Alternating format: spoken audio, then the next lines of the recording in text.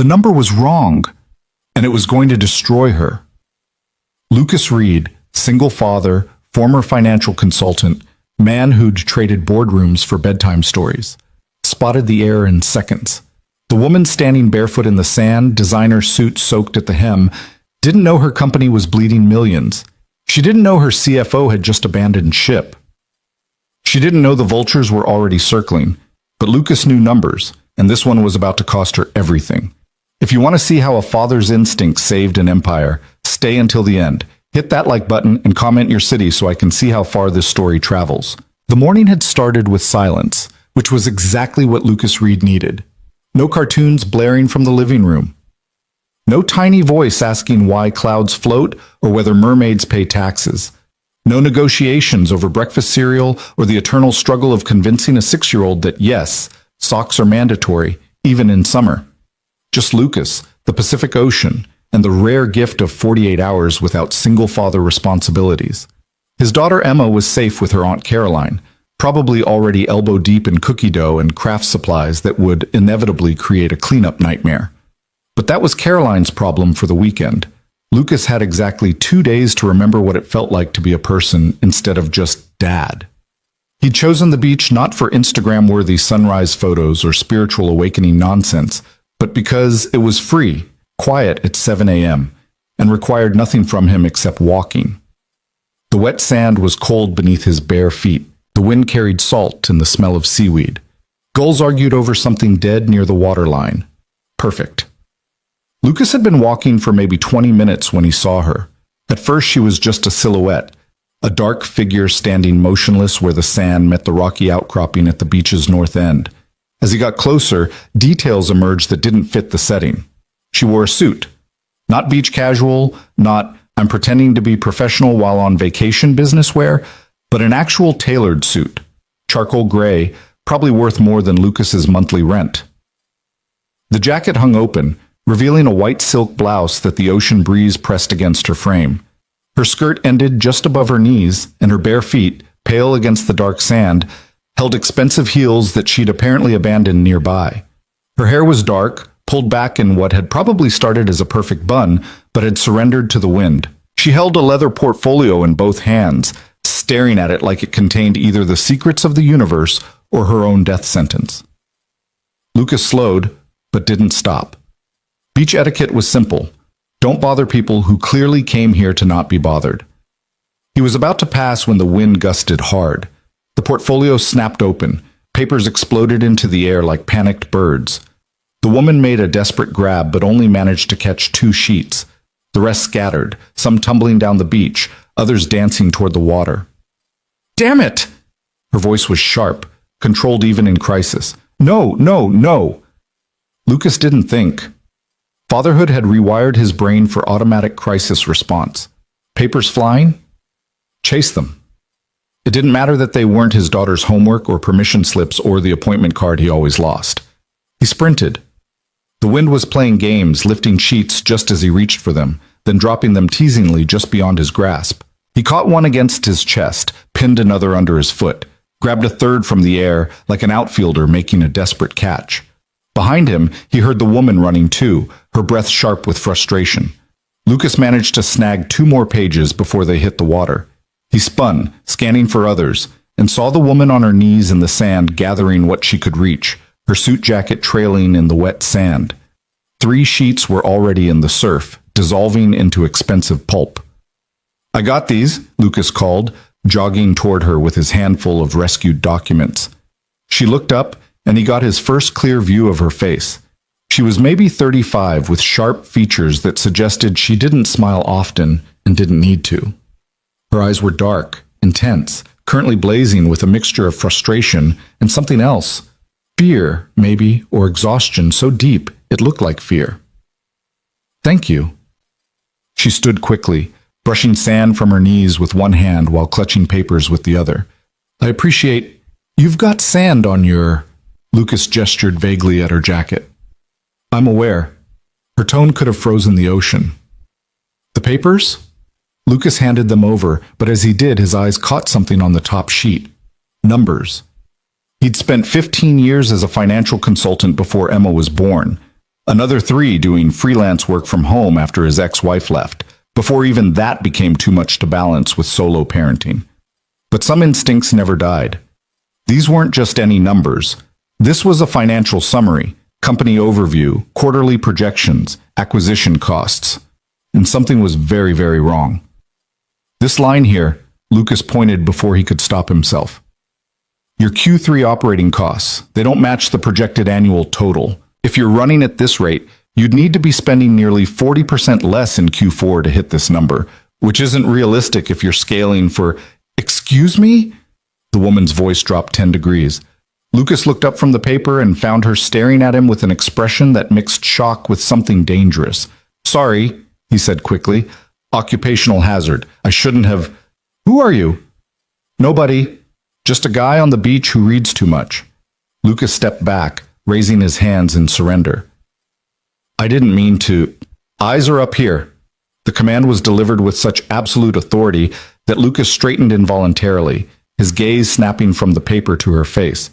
Yes, ma'am. The words came out automatically, not from fear, but from something else, recognition, maybe.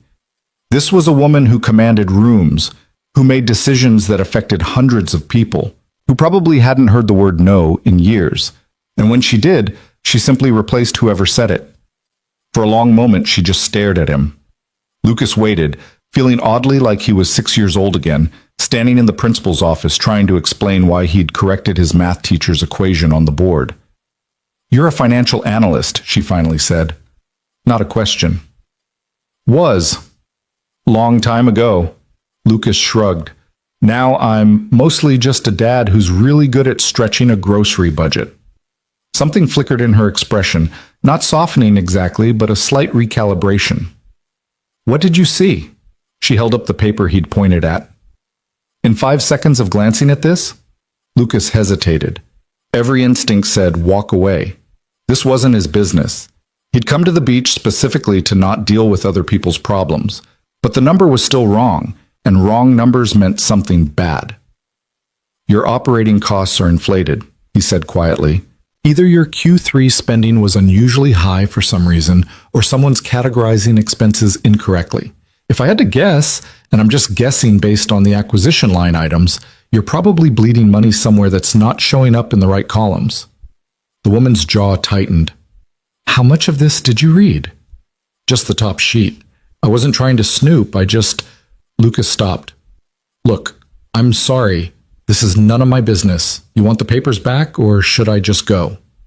She didn't answer immediately. Instead, she looked down at the documents in her hands, then at the 3 sheets slowly disintegrating in the surf, then back at Lucas. What's your name? Lucas Reed. Natalie Brooks. She didn't offer her hand. You said you were a financial analyst. Where? Mercer & Klein in Seattle, corporate restructuring mostly. Left about 6 years ago. Why? Lucas almost laughed. Because my daughter needed a parent more than boardrooms needed another consultant. Single father? Yes, ma'am. That ma'am again. It just kept slipping out around her. Natalie's expression shifted slightly. Not warmth. She didn't seem capable of warmth, but something like recognition. I'm the CEO of Brooksline Media, she said abruptly. We're a digital content network, about 400 employees, 70 million in annual revenue. We acquired a smaller competitor 3 months ago, and the integration has been, she paused, choosing her word carefully. Complicated. Lucas said nothing. This felt like a test. My CFO resigned this morning, Natalie continued, via email, at 4 a.m.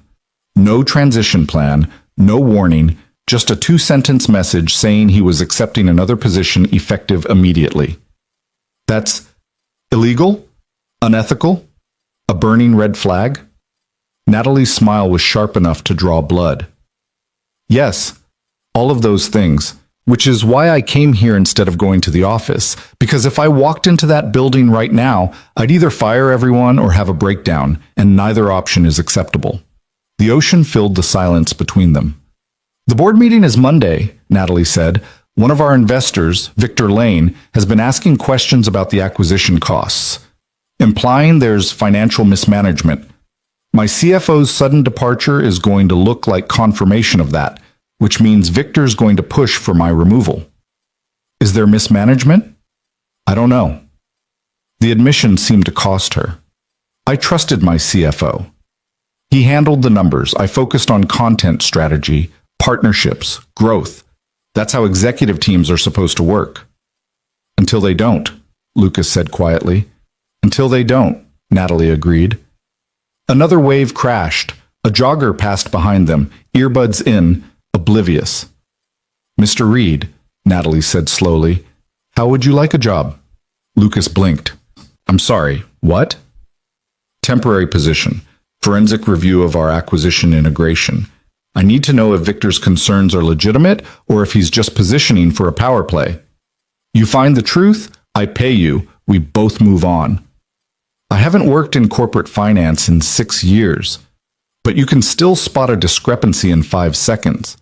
I have a daughter. She's 6. I can't just... It's Thursday. The board meeting is Monday afternoon, 4 days. Natalie's eyes were steady, calculating. You said she's with family this weekend? Lucas stared at her. How did you... You said you're a single father. You're at the beach alone on a Thursday morning. Either she's in school and you're unemployed, or she's elsewhere and you have temporary freedom. Given that you mentioned stretching grocery budgets, I'm guessing you work, which means this is a rare weekend off. She was terrifying. I'd need access to your financial systems, Lucas said, and immediately wondered why he was negotiating instead of walking away. Complete access, accounting software, bank statements, acquisition documents, vendor contracts. You'll have it. And I work from wherever I want. I'm not coming to an office. Fine. And if I find something you don't like, I'm telling you the truth. I don't do creative accounting or convenient interpretations. I wouldn't hire you if you did. Lucas ran his hand through his hair, feeling the last 6 years of his carefully constructed simple life trying to reassert control. He thought about Emma, who was happy and safe and didn't need her dad chasing ghosts in someone else's financial records. He thought about his bank account, which could definitely use whatever Natalie was offering. He thought about the number on that page and what it meant if he was right. Hourly rate is $200, he heard himself say. Half up front, half on delivery. And if this goes past Sunday night, I'm out. My daughter comes home Monday morning, and I'm not missing that. Deal. Natalie pulled out her phone. Give me your email. I'll send the NDA and access credentials within the hour. Lucas rattled off his email address, still not quite believing this was happening. Natalie typed quickly, then looked up.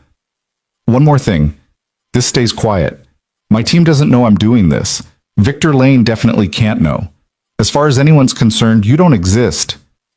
I'm good at not existing, Lucas said. 6 years of single fatherhood teaches you how to be invisible. Something almost like a smile touched Natalie's face. Thank you, Mr. Reed. Lucas. Nobody calls me Mr. Reed except my daughter's principal. Lucas then. She extended her hand finally. Her grip was firm, cool, exactly what he'd expected. I'll have everything to you by noon, Natalie said. Read the NDA carefully. It's thorough. I'm sure it is. She gathered her papers, slipped them back into the portfolio, and picked up her shoes. For a moment, she just stood there, looking out at the ocean. I built this company from nothing, she said quietly. 8 years ago, it was just me and a laptop. Now it's 400 people with mortgages and families and dreams. If Victor takes control, he'll gut it, strip the assets, sell the profitable divisions, and shut down everything else. Then we don't let him take control, Lucas said.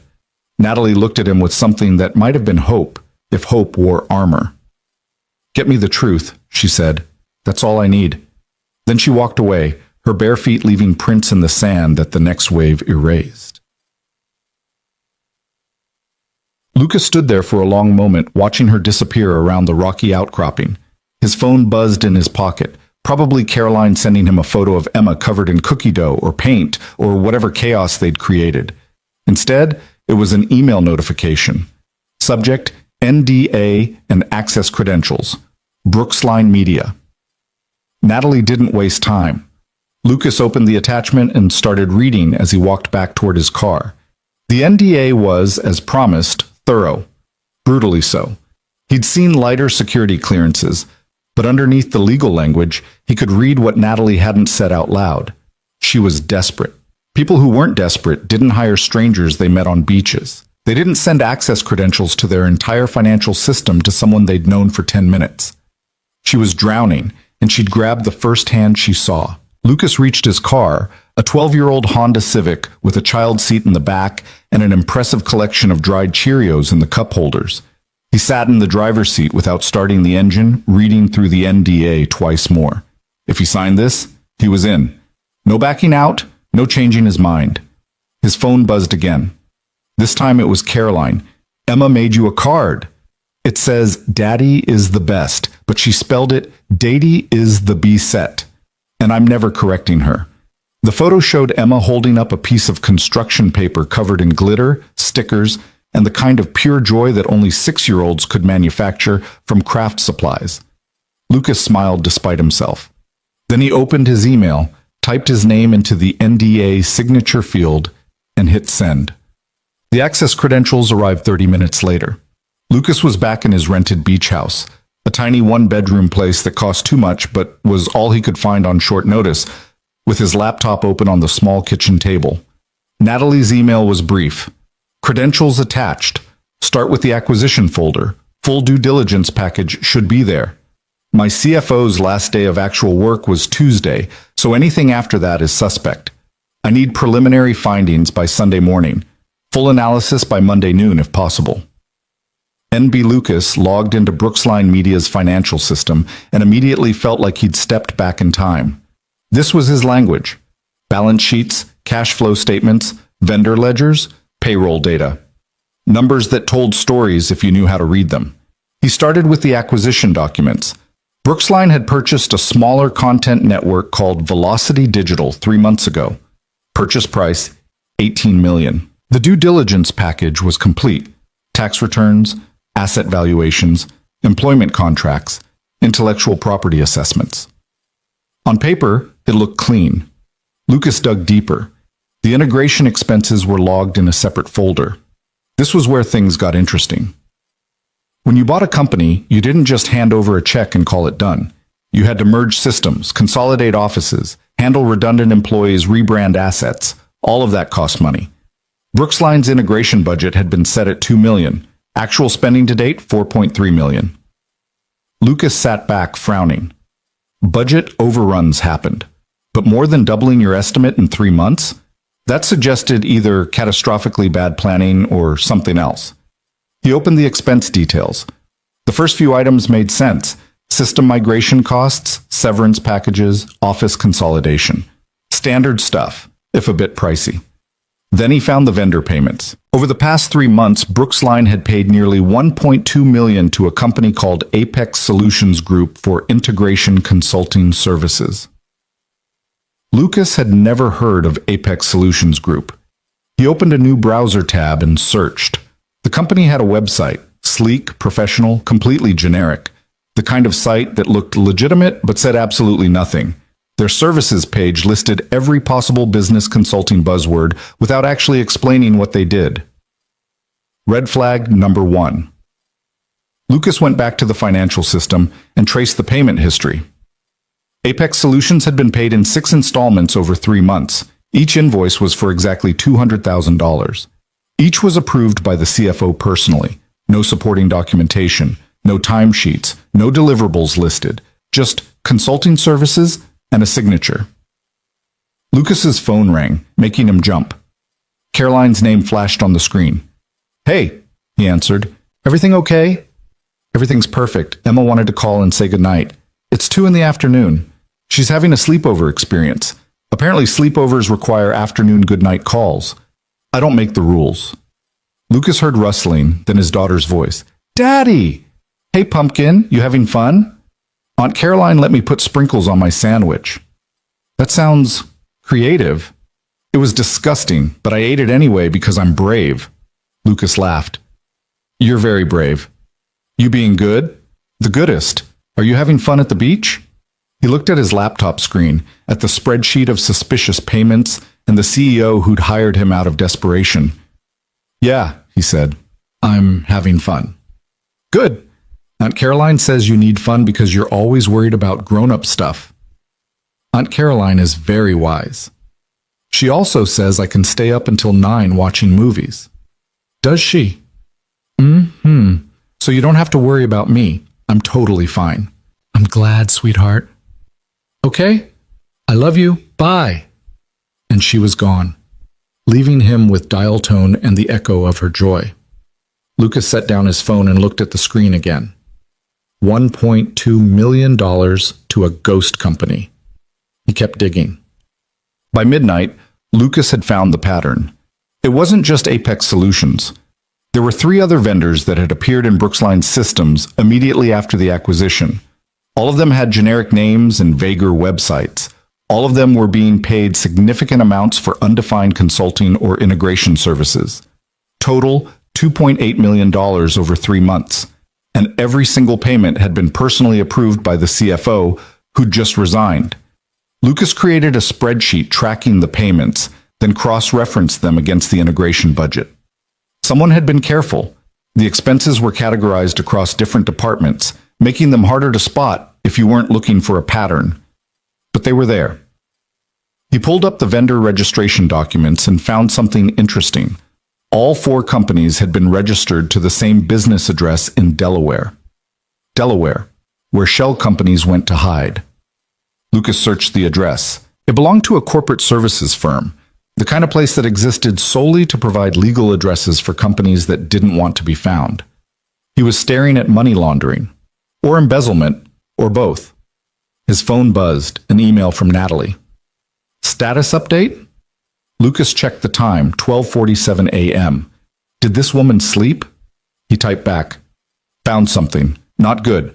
Need to verify before I make accusations. We'll have preliminary report by morning. The reply came within seconds. How bad? Lucas stared at the question, then at the numbers on his screen. Potentially very bad. You should get some sleep. That's not happening. Send me what you have. It's not complete. I need to... Mr. Reed, send me what you have. There was that tone again, the one that made ma'am slip out automatically. Lucas compiled his findings into a brief summary and hit send. Then he stood up, stretched, and walked to the kitchen to make coffee he didn't need but was going to drink anyway. This was bad. Not just budget overrun bad. This was someone's going to jail bad. The question was, who knew? His phone rang. Natalie, of course. This is fraud, she said without preamble. These companies don't exist. They exist legally, Lucas corrected, but they're shells. Someone set them up specifically to funnel money out of your acquisition budget. My CFO. Almost certainly. And Victor Lane? That was the question Lucas had been wrestling with. I don't know yet, he admitted. Lane's the one raising concerns about the acquisition costs, which could mean he's either complicit and creating cover, or he's genuinely onto something but doesn't have the full picture. If he's complicit, why would he draw attention to it? Power play, Lucas said. If he can make you look incompetent, he can push for your removal and install someone more cooperative. Then the money keeps flowing and nobody asks questions. And if he's not complicit, then you've got a different problem. Someone on your team is stealing from you, and when Lane figures it out, he's going to assume you knew. Silence on the other end. What do you need from me? Natalie finally asked. Access to your CFO's work computer and email. Also, I need to know about Victor Lane's financial relationship with Brooksline, investment history, board compensation, any companies he owns that you do business with. The CFO's machine is locked. IT can get you in, but I need to authorize it, which means I need to tell IT something. Tell them you're doing a routine audit. Don't mention fraud yet. And Victor? That information should be in your corporate governance files. If not, check with your legal counsel. This is going to blow up, Natalie said quietly. When this comes out, it's going to destroy us. Only if you let it, Lucas said. Right now, you've got the advantage. You know what's happening before anyone else does. That gives you time to control the narrative. I don't have time. The board meeting is Monday. Then we work fast. Another pause. Thank you, Natalie said, for this, for helping. You're paying me. I'm paying you for analysis. You're giving me more than that. Lucas didn't know what to say to that, so he said nothing. I'll have the CFO's access credentials to you by 8 a.m., Natalie said. Victor's information, too. Get some sleep, Mr. Reed. You too, Miss Brooks. That's not happening. She hung up. Lucas stood in his tiny kitchen, holding his phone and coffee, and wondered what the hell he'd gotten himself into. Then he went back to work. The CFO's email access arrived at 7:53 a.m., 7 minutes ahead of Natalie's promised deadline. Lucas had managed approximately 90 minutes of sleep on the couch, his laptop still open on the coffee table, displaying spreadsheets that had invaded his dreams. He'd woken to Emma's daily good morning text, a tradition Caroline maintained even during sleepovers. Today's message was a photo of pancakes shaped like a cat, or possibly a dog, or maybe just an accident. The accompanying text read, "Aunt Caroline says breakfast is the most important meal, so I'm eating 5 pancakes. Love you, Daddy." Lucas smiled, texted back a heart emoji, then logged into the CFO's email, and immediately wished he hadn't. The account belonged to a man named Richard Vasquez, who'd been with Brooksline Media for 4 years. His inbox was meticulously organized, folders for every project, every department, every vendor relationship. The kind of organization that suggested either genuine competence or someone who knew people would eventually be looking. Lucas started with the Velocity Digital Acquisition folder. The early emails were normal. Due diligence discussions, valuation debates, negotiation strategies. Richard had been cautious about the purchase, raising concerns about Velocity's debt load and whether their content library was worth the premium Natalie wanted to pay. Then, 3 weeks before the acquisition closed, the tone changed. An email from Victor Lane.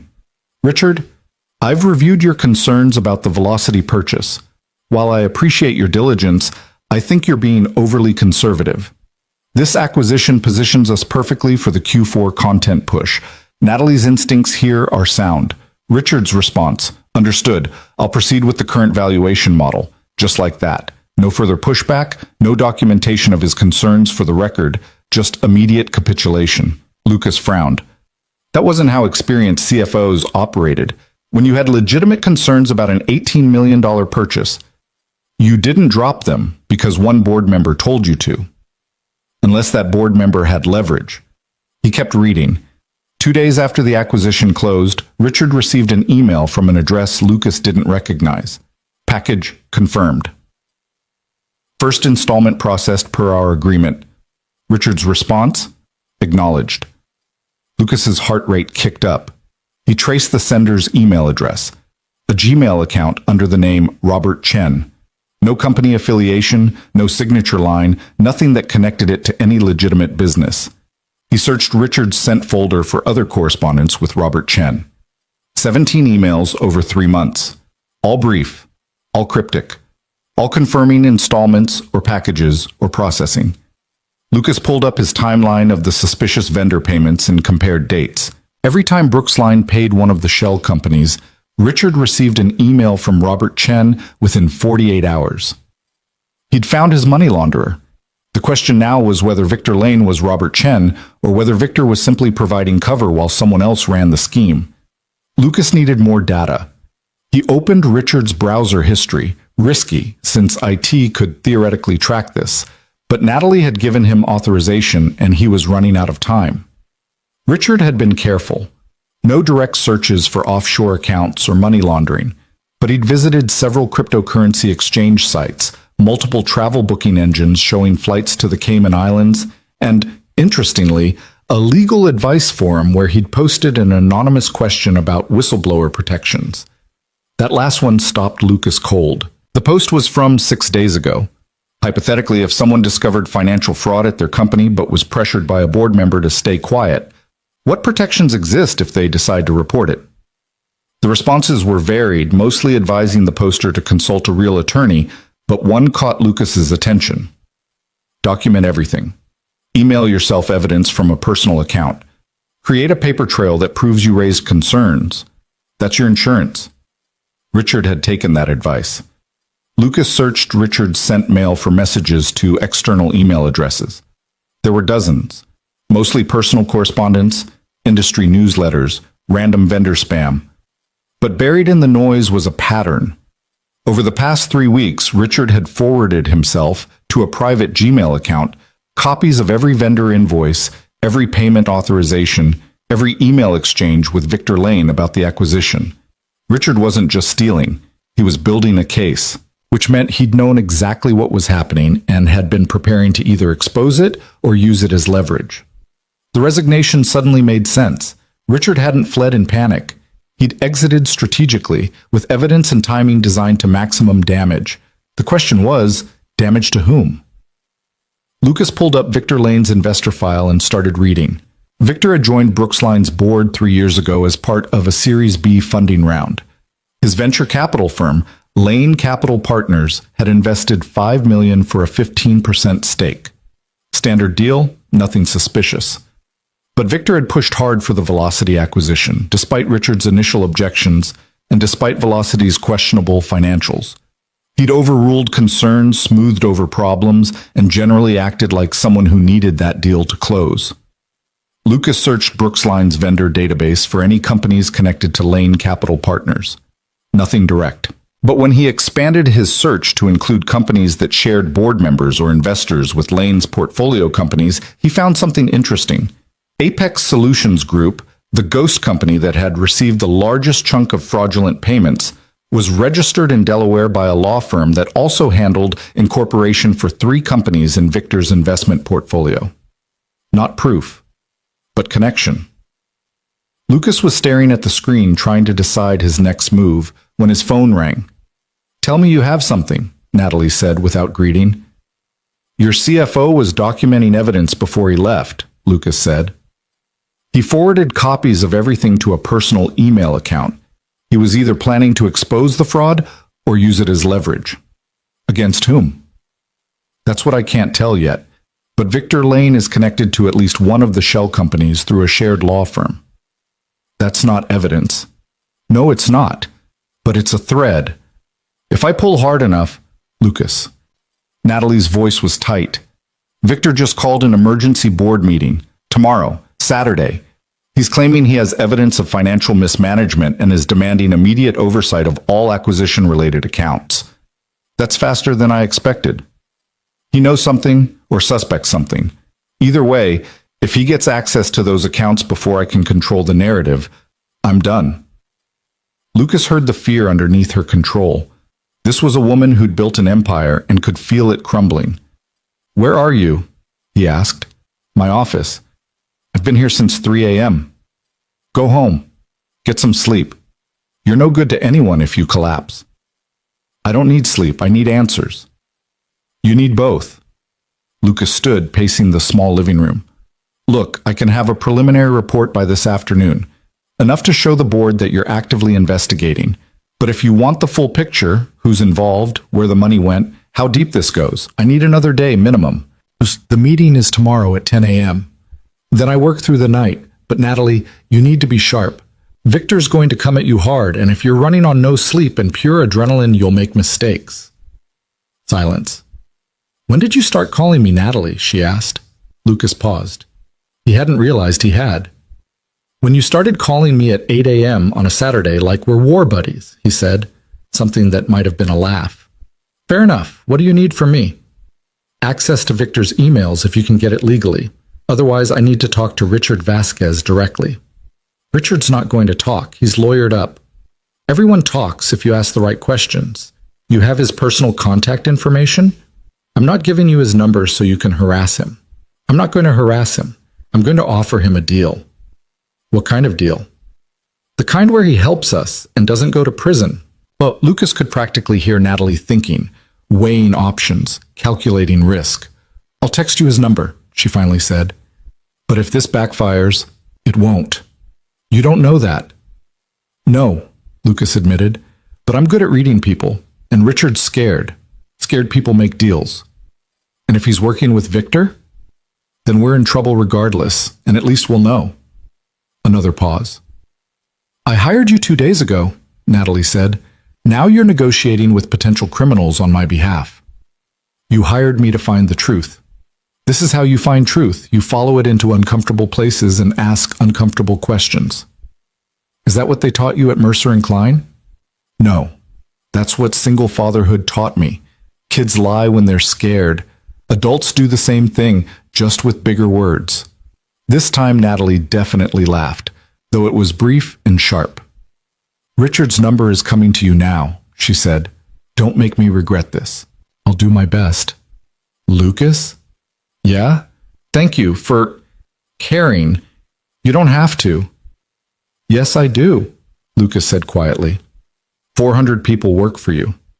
They've got families and mortgages and dreams, numbers on a spreadsheet, sure, but also real lives. Someone stealing from them. That's worth caring about. Natalie didn't respond for a long moment. Get me answers, she finally said, and hung up. The text arrived 30 seconds later. Richard Vasquez's phone number and an address in Portland. Lucas stared at the information, then grabbed his car keys. This was either going to solve everything or blow up spectacularly. Possibly both. The drive to Portland took 3 hours through traffic that tested Lucas's patience and his Civic's aging transmission. He texted Caroline that he might be late picking up Emma on Monday, received a string of supportive emojis in response, and then turned off his phone's notifications so he could think. Richard Vasquez lived in a modern townhouse development that probably cost more than Lucas would earn in 5 years. The neighborhood was the kind of place where everyone had perfect lawns and luxury cars and never actually talked to their neighbors. Lucas parked 2 houses down, uncertain of his plan. You couldn't just knock on a door and accuse someone of embezzlement. That's how you got doors slammed in your face or police called. But he also didn't have time for subtle. He was still sitting in his car, debating approach strategies, when the townhouse door opened and Richard Vasquez walked out. Lucas recognized him from his LinkedIn photo, mid-40s, fit, wearing expensive casual clothes that screamed, "I'm not working today, but I could afford to never work again." He carried a gym bag and was heading toward a Tesla in the driveway. Now or never. Lucas got out of his car. Richard Vasquez? Richard froze, his hand on the Tesla's door handle. His eyes found Lucas, assessed him in about 2 seconds, and his entire body language shifted to defensive. Who's asking? My name is Lucas Reed. I'm working for Natalie Brooks. I don't work for Natalie anymore. We have nothing to discuss. We have $2.8 million in fraudulent vendor payments to discuss. Also your emails to Robert Chen, also your carefully documented evidence trail. Also the fact that Victor Lane is making his move tomorrow and you're about to be caught in the middle. Richard's face went pale. I have a lawyer. Talk to my lawyer. Your lawyer can't protect you from what's coming, Lucas said calmly. Victor's calling an emergency board meeting tomorrow. He's going to accuse Natalie of financial mismanagement. When the board starts digging, they're going to find your shell companies and your payment approvals, and you're going to be the easy target. I didn't... Richard stopped himself. Leave, now, or I'm calling the police. Oh, call them, Lucas said. Explain to them why you've been forwarding company financial documents to a personal email account. Explain the cryptocurrency exchanges in your browser history. Explain Robert Chen. Richard's hand trembled on the car door. Who are you really? He asked quietly. I'm exactly who I said I am. Financial analyst working for Natalie. She hired me to figure out why her acquisition costs are double the budget. I found your shell companies in about 6 hours, which means Victor's going to find them too, if he hasn't already. Victor already knows. The admission came out flat, defeated. Lucas's heart rate spiked. How much does he know? Everything, because it's his operation. There it was, confirmation. Tell me, Lucas said. Richard looked around the quiet street, then back at Lucas. Not here. There's a coffee shop 2 blocks down. Meet me there in 10 minutes. Come alone, don't record anything, and if I even suspect you're setting me up, I disappear and you never find me. Deal. Richard got in his Tesla and drove off. Lucas waited exactly 2 minutes, then followed. The coffee shop was one of those aggressively hip places that served $12 lattes and had succulents on every surface. Richard was already at a corner table when Lucas arrived, 2 cups of coffee waiting. It's black, Richard said as Lucas sat down. I didn't know what you wanted. Black's fine.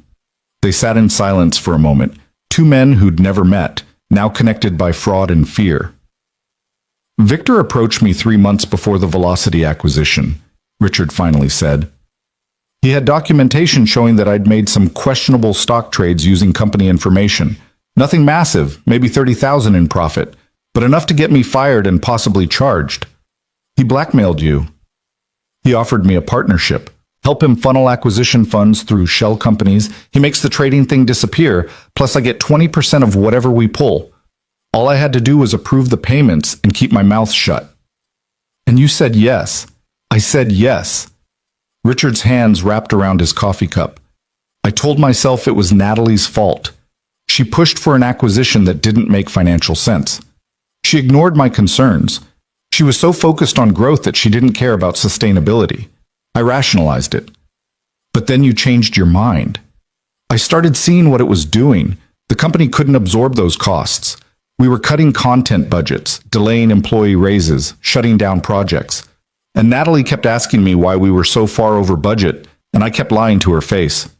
Richard's voice cracked slightly. She trusted me. 4 years, she trusted every number I gave her, and I was bleeding her company dry so Victor could fund whatever his real play is.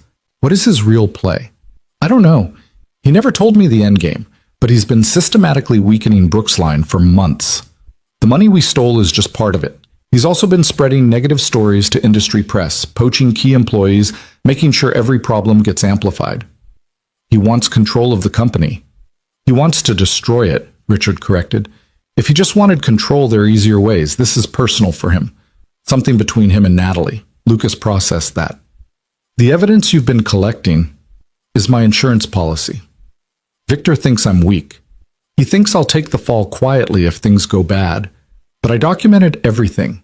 Every email, every payment, every conversation. If he tries to burn me, I burn him back. Why tell me this? Richard met his eyes. Because you're not what I expected. Natalie usually hires sharks, people who'd crush me without blinking. You drove 3 hours to talk instead of just handing evidence to the police. That tells me you're trying to fix this, not just win. I'm trying to keep 400 people employed, Lucas said. That's all. Then we want the same thing. Richard pulled out his phone. I'll give you everything. Every email, every document, every detail of Victor's operation. But I need immunity. Not from the law. I'll deal with those consequences. I need immunity from Natalie. I need to know she won't destroy me when this is over. I can't promise that. Then we're done here. Richard started to stand. Wait. Lucas grabbed his arm. I can't promise immunity, but I can promise I'll tell her the truth. That you were coerced. That you tried to document it. That you're helping now. What she does with that is her choice. Richard sat back down slowly. You really believe that matters? Truth? It's the only thing that matters. They sat there, coffee cooling between them, while Richard made his decision. All right, he finally said, but we do this fast. Victor's moving tomorrow, which means he's confident he's covered his tracks. If we're going to stop him, we need to hit hard, and we need proof he can't deny. What kind of proof?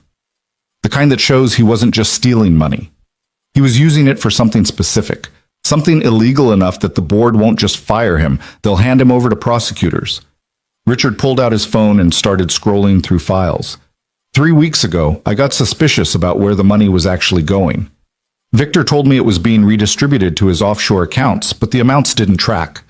So I followed the cryptocurrency trail. He showed Lucas a spreadsheet. The money from the shell companies got converted to Bitcoin, then moved through 6 different exchanges to obscure the source. But Victor got sloppy at the end. The final destination was a company called Harbor Digital Studios. What's Harbor Digital? On paper, a small content production company. In reality, it's Victor's company. He owns it through 2 layers of shell corporations, but it's his, and he's been using Brooksline's stolen money to fund it. Lucas stared at the spreadsheet. He's building a competitor. Worse, he's building a replacement. Harbor's been poaching Brooksline's best creators, offering them bigger contracts. Once he's got enough talent, he's going to tank Brooksline publicly, probably by exposing the fraud he orchestrated, then swoop in with Harbor as the ethical alternative. That's not just fraud. That's corporate sabotage. That's Victor Lane. He doesn't just want to win, he wants to salt the earth. Lucas sat back, his mind racing through implications. Why does he hate her this much? Richard's expression shifted. You don't know? Know what? Victor and Natalie were engaged 8 years ago, before Brooksline existed. She left him to start the company, took his business plan, his investor contacts, his vision, everything he'd shared with her. She used to build her empire. She stole his company idea? According to Victor, yes. According to Natalie, at least based on what I've heard, they were partners and she was the one who actually did the work while he took credit. Either way, he's been waiting 8 years to destroy what she built. Lucas thought about Natalie on the beach, holding papers that were destroying her company. Thought about her at 3 a.m. in her office, fighting for something Victor had been systematically dismantling. We need to end this, he said. Tomorrow. At the board meeting. How? You're going to testify, not about your role, not yet. About Victor's. You're going to walk the board through every shell company, every payment, every piece of evidence that leads to Harbor Digital. And I'm going to show them the financial analysis proving this was orchestrated sabotage. Victor will destroy me. Victor's going to prison. He won't have time. Richard laughed, but there was no humor in it. You really think it's that simple? No, but I think it's necessary. Richard stared at his coffee cup for a long moment. I need to call my lawyer, he finally said. If I'm doing this, I'm doing it right. Full cooperation, full disclosure. Maybe that buys me some mercy. Maybe it does. And Lucas? Richard looked up. Tell Natalie I'm sorry. Not because I think it fixes anything. Just tell her. I will. Richard stood, gathered his things. Send me your email. I'll transfer all the files tonight. Everything I have. Thank you. Don't thank me yet. Victor's not going down easy. When he realizes we're coming for him, he's going to burn everything he can reach. Then we move faster than he does. Richard nodded and walked out, leaving Lucas alone with cold coffee and a phone full of evidence that would either save a company or destroy everyone involved. Lucas sat there for another minute, processing everything he'd learned, then pulled out his phone and called Natalie. She answered on the first ring. Tell me you have something. I have everything, Lucas said, and it's worse than we thought. He told her about Victor, about Harbor Digital, about the 8-year revenge plan. He told her about Richard's cooperation and the evidence trail and what they needed to do at tomorrow's board meeting. Natalie listened in complete silence. When he finished, she said, I'm going to kill him. You're going to let the legal system handle him. You don't understand. 8 years. He's been planning this for 8 years. I understand rage, Lucas said quietly. But rage won't save your company. Strategy will. We have the advantage now. We know what he's doing, and he doesn't know we know. That's power. What do you need from me? I need you to trust me. Tomorrow I'm going to present evidence at the board meeting. Richard's going to testify. It's going to be ugly and shocking, and there will be questions you can't answer yet. But you need to stay calm. Stay in control. Show the board you're handling this. I can do that. And Natalie? You need to decide what happens to Richard. He's cooperating, but he's also guilty. The board is going to ask what you want. Silence again. What do you think I should do? She finally asked. I think mercy is expensive but worth the investment. He made bad choices under coercion. He's trying to make it right. If you destroy him, you're just perpetuating Victor's cycle of revenge. When did you become a philosopher? When my ex-wife left and I had to explain to my daughter why sometimes good people make mistakes. Kids ask hard questions. You learn to have good answers. Natalie's laugh was soft, almost sad. You're a good father, aren't you? I try to be. I bet Emma's lucky to have you. I'm the lucky one. More silence, but it felt different now, comfortable. Get some sleep, Lucas. Tomorrow's going to be a war. You too. Yeah, maybe I will. She hung up. Lucas sat in the coffee shop for another few minutes, watching Portland's weekend crowd drift past the windows. Families with kids, couples holding hands, people living normal lives that didn't involve corporate fraud and 8-year revenge plots. He missed that, the simplicity of being just a dad.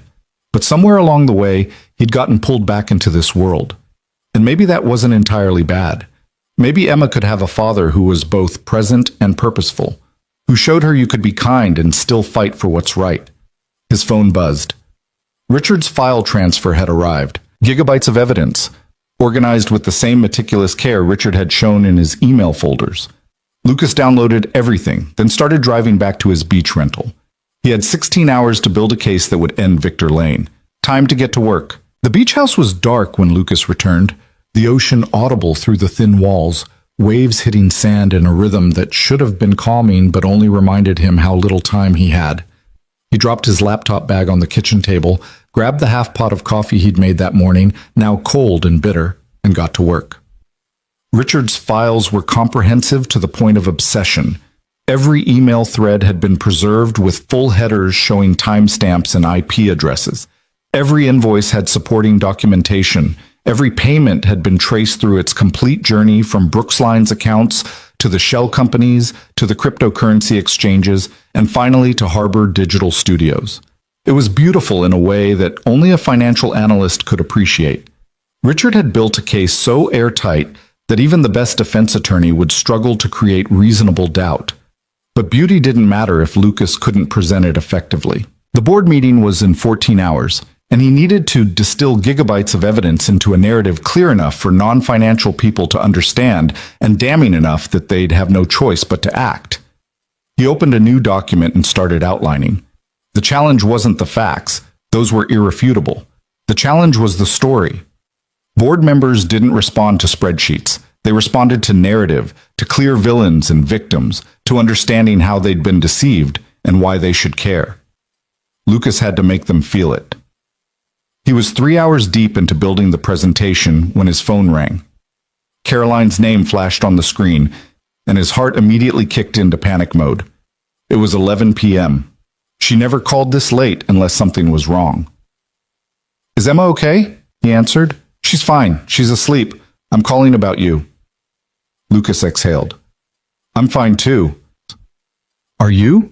Because you just texted me asking if you could pick Emma up late Monday, which means whatever you're doing isn't finished, which means you're stressed."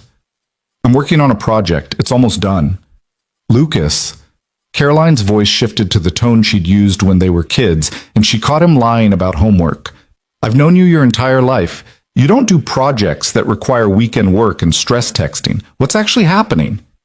He could lie, should lie. This wasn't Caroline's problem, but lying to his sister had never worked, and he was too tired to be convincing. "I took a consulting job," he admitted. "Financial analysis for a company that's having problems.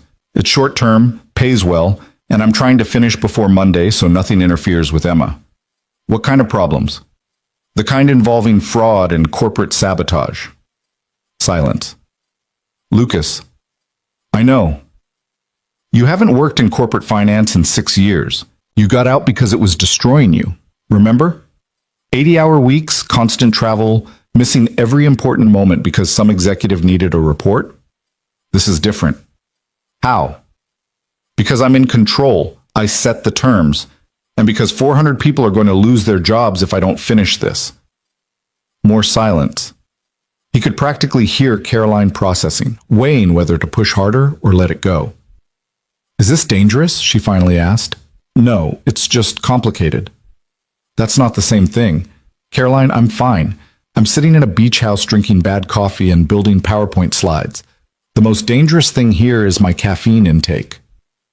"And when this is done, you're coming back to being just Emma's dad?" The question hit harder than Lucas expected. Was he? Could he? 24 hours ago, he would have said yes without hesitation. But now, with Richard's evidence spread across his screen, and Natalie's voice in his head, and the weight of 400 lives depending on what he did next, he wasn't sure. "Yes," he said anyway. "Monday afternoon, I'm back to being just dad. This is a one-time thing. You're a terrible liar. I'm hanging up now." "Lucas?" "Yeah?" "Emma drew you another picture today. She said it's you fighting a dragon because you're the bravest person she knows." Lucas closed his eyes. "I'm not fighting dragons." "Maybe not, but you're fighting something. Just make sure you come home when it's done." She hung up before he could respond. Lucas sat there, phone in hand, staring at his laptop screen. The presentation was half-built. Richard's evidence was overwhelming. Tomorrow, they would walk into that board meeting and destroy Victor Lane's 8-year plan. And then what? He'd go home to Emma, to their small apartment, to the simple life he'd built from the wreckage of his marriage and career. He'd make breakfast and help with homework and pretend that this weekend hadn't reminded him what it felt like to use his brain for something bigger than budgeting grocery money. Lucas shook his head and went back to work. Existential crises could wait. Right now, he had a presentation to build. By 3 a.m., he had something presentable. Not perfect, but clear. The narrative flowed from Richard's initial blackmail through the shell company payments, the cryptocurrency conversions, and the final destination at Harbor Digital. Every claim was supported by documentation. Every connection was traced and verified.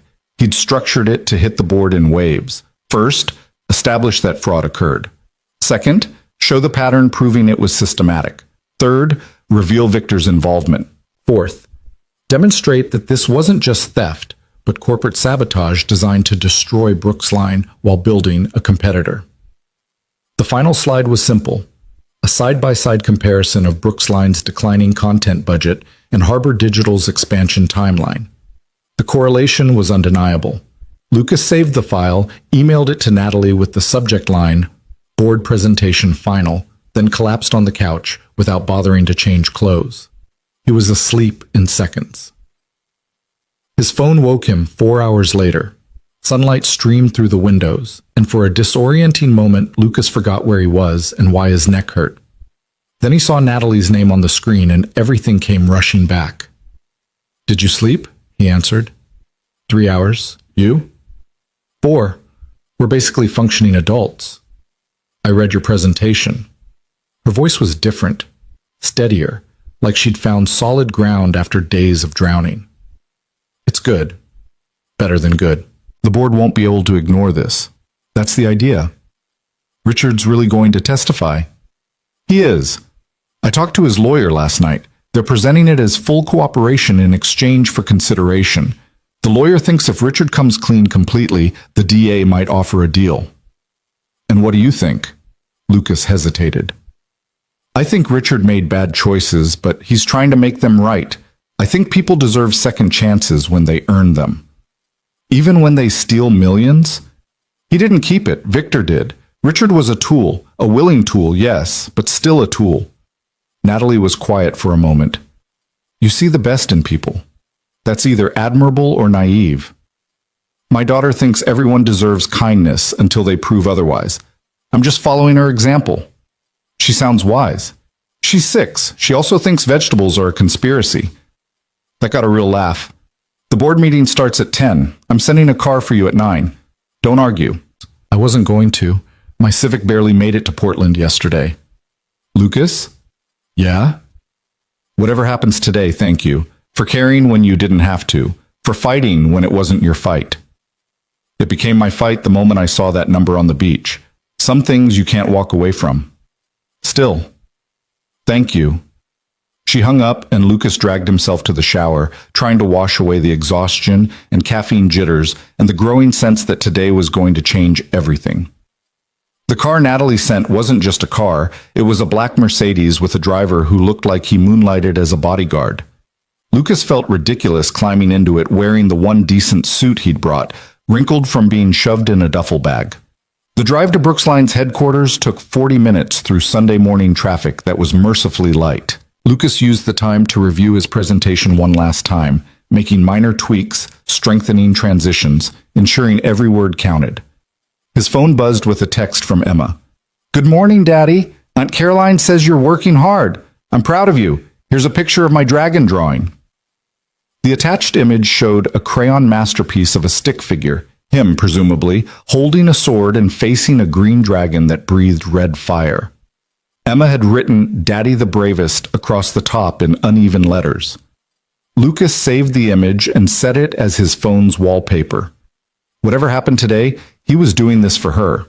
For all the Emmas whose parents worked at Brooksline and needed their jobs to provide dragon drawings and craft supplies and the security of knowing tomorrow would come. The Mercedes pulled up to a glass tower in downtown Seattle that screamed "Tech Money." The Brooksline media logo glowed above the entrance, all clean lines and modern fonts. Lucas had never been here before. His entire relationship with Natalie had existed in coffee shops and phone calls and beach encounters. Seeing her world made it real in a way that spreadsheets hadn't. The driver opened his door.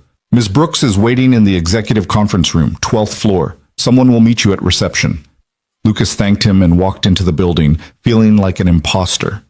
The lobby was all polished concrete and exposed brick, with monitors displaying Brooksline's content, cooking shows, travel vlogs, tech reviews, the kind of digital media that had replaced traditional television.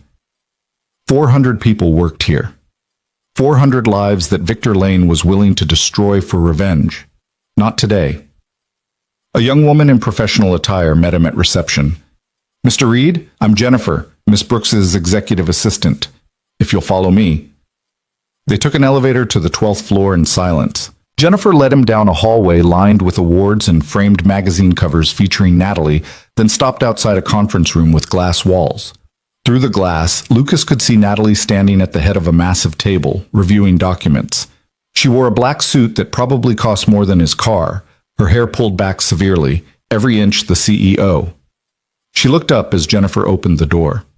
"Lucas, good. We have 30 minutes before the board arrives." She gestured to Jennifer. "Coffee for Mr. Reed, and those documents I asked for." Jennifer disappeared. Natalie turned to Lucas, and for just a second, the CEO mask slipped. He saw the fear underneath, the exhaustion, the weight of everything riding on the next 2 hours. "You ready?" she asked quietly. "Are you?" "No, but I'm going to pretend I am, and hopefully that's enough."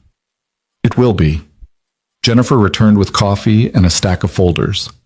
"The board members are starting to arrive, Mr. Lane is already here. He's in his office." Natalie's jaw tightened. "Of course he is. Probably preparing his victory speech."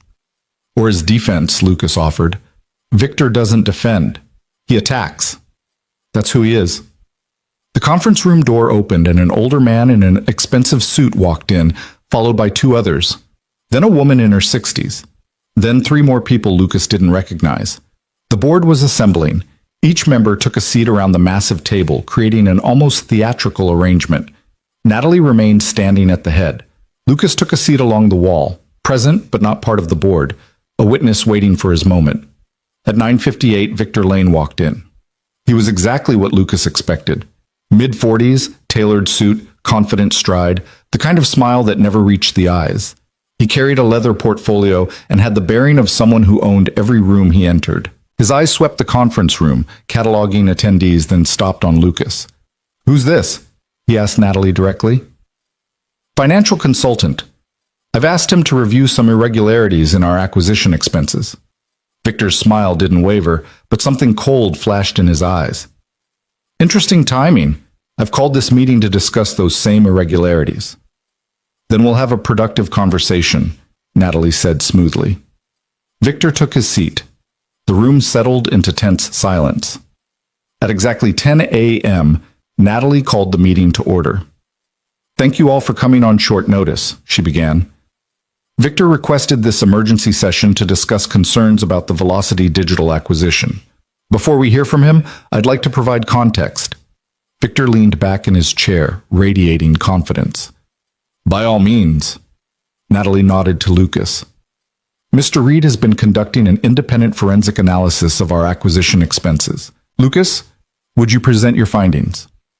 This was it. Lucas stood, connected his laptop to the conference room display, and pulled up his presentation.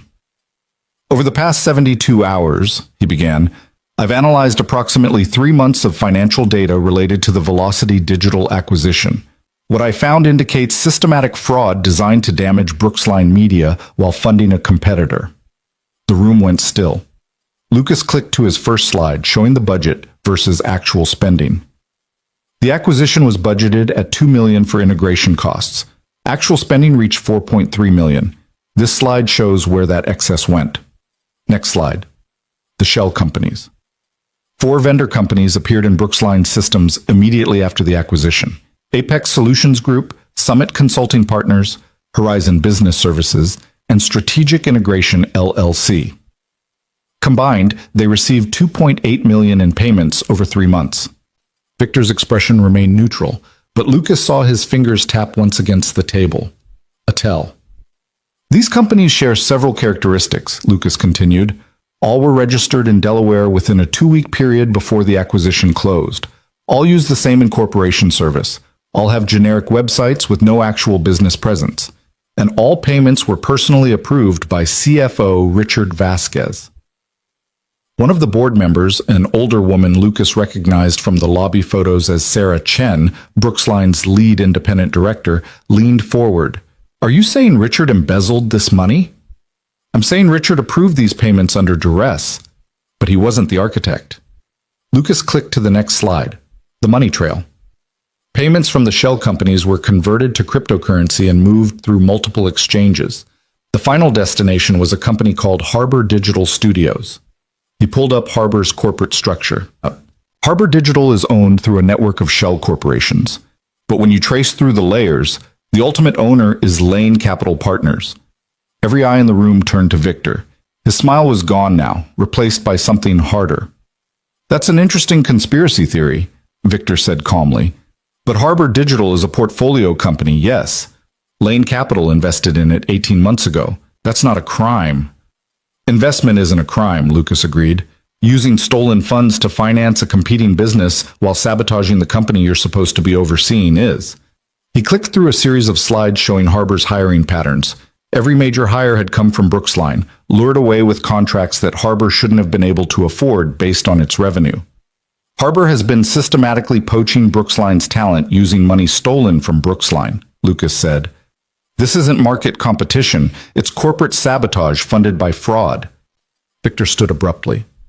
"These are serious accusations without proof. You have circumstantial connections and speculation." "I have documentation," Lucas said quietly. He clicked to a new slide showing an email thread. "These are messages between Richard Vasquez and an account registered to Robert Chen. Each message corresponds with a payment to the shell companies. Robert Chen's account was registered using an IP address traced to Lane Capital Partners' office." Sarah Chen's voice cut through the room. "Victor, is there something you'd like to say?" "I'd like to say that this is a witch hunt," Victor replied, his voice sharp. "Natalie is desperate to cover her own mismanagement. She's brought in some consultant to build a narrative that deflects blame. This is..."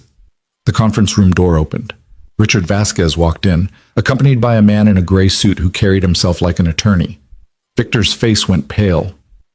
"Mr. Vasquez," Natalie said calmly, "thank you for coming." Richard looked like he hadn't slept in days.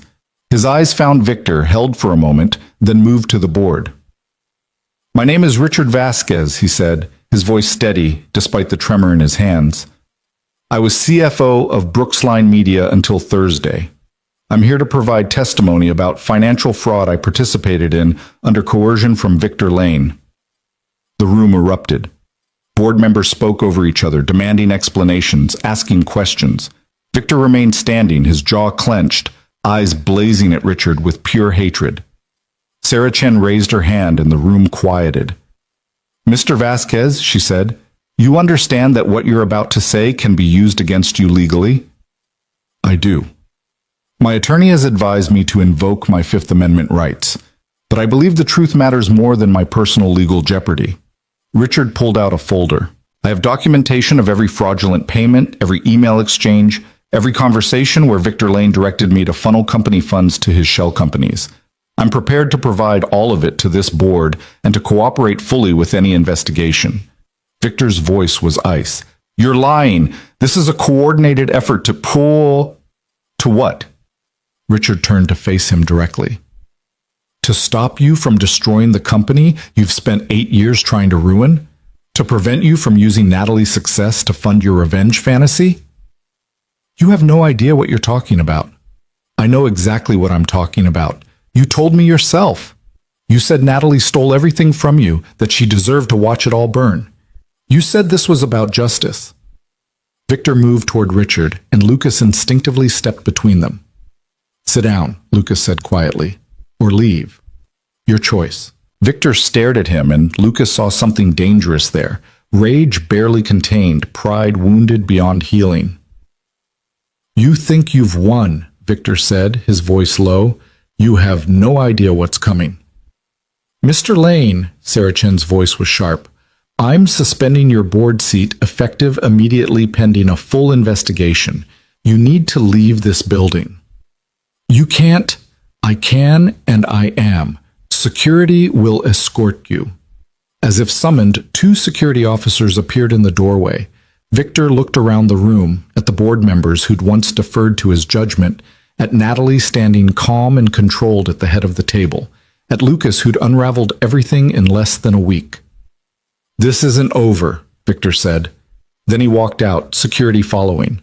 The room stayed silent until the elevator doors closed.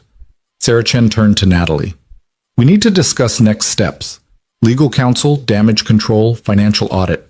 This is going to be a nightmare." "I know," Natalie said, "but it's a nightmare we'll handle transparently. I'm proposing we bring in an independent firm to conduct a complete forensic audit. We disclose the fraud publicly, cooperate fully with law enforcement, and show our stakeholders that we're committed to accountability."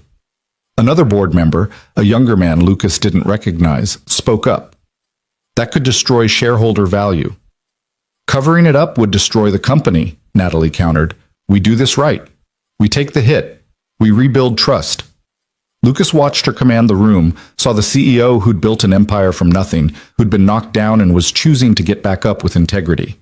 Sarah Chen nodded slowly. "I'll support that approach. All in favor?" Every hand went up. "Then let's get to work," Sarah said. "Natalie, you'll coordinate with legal. Richard, your attorney should contact our counsel immediately to discuss cooperation terms. Mr. Reed, I assume you're available for continued consulting?" Lucas glanced at Natalie. She was looking at him with an expression he couldn't quite read. Gratitude, yes, but something else too. "Short term," he said. "I have other commitments." "Understood. We'll make it work." The board meeting dissolved into smaller conversations. People clustering around Richard and his attorney, others making phone calls, the machine of corporate crisis management grinding into motion. Lucas gathered his laptop and notes, preparing to slip away quietly. "Lucas?" Natalie had appeared beside him. "You did it," she said quietly. "We did it. You, me, Richard, team effort. Don't downplay what you accomplished. You saved my company." "I found some numbers. You're the one who built something worth saving." She studied him for a long moment. "What happens now?" "Now you spend the next few months cleaning up the mess. Independent audits, legal proceedings, rebuilding trust. It's going to be exhausting." "I meant with you." Lucas smiled. "I pick up my daughter tomorrow morning. Tuesday I'm helping with a school project about butterflies. Wednesday is her best friend's birthday party. My life's pretty full." "But you'll consult during the audit? We need someone we can trust.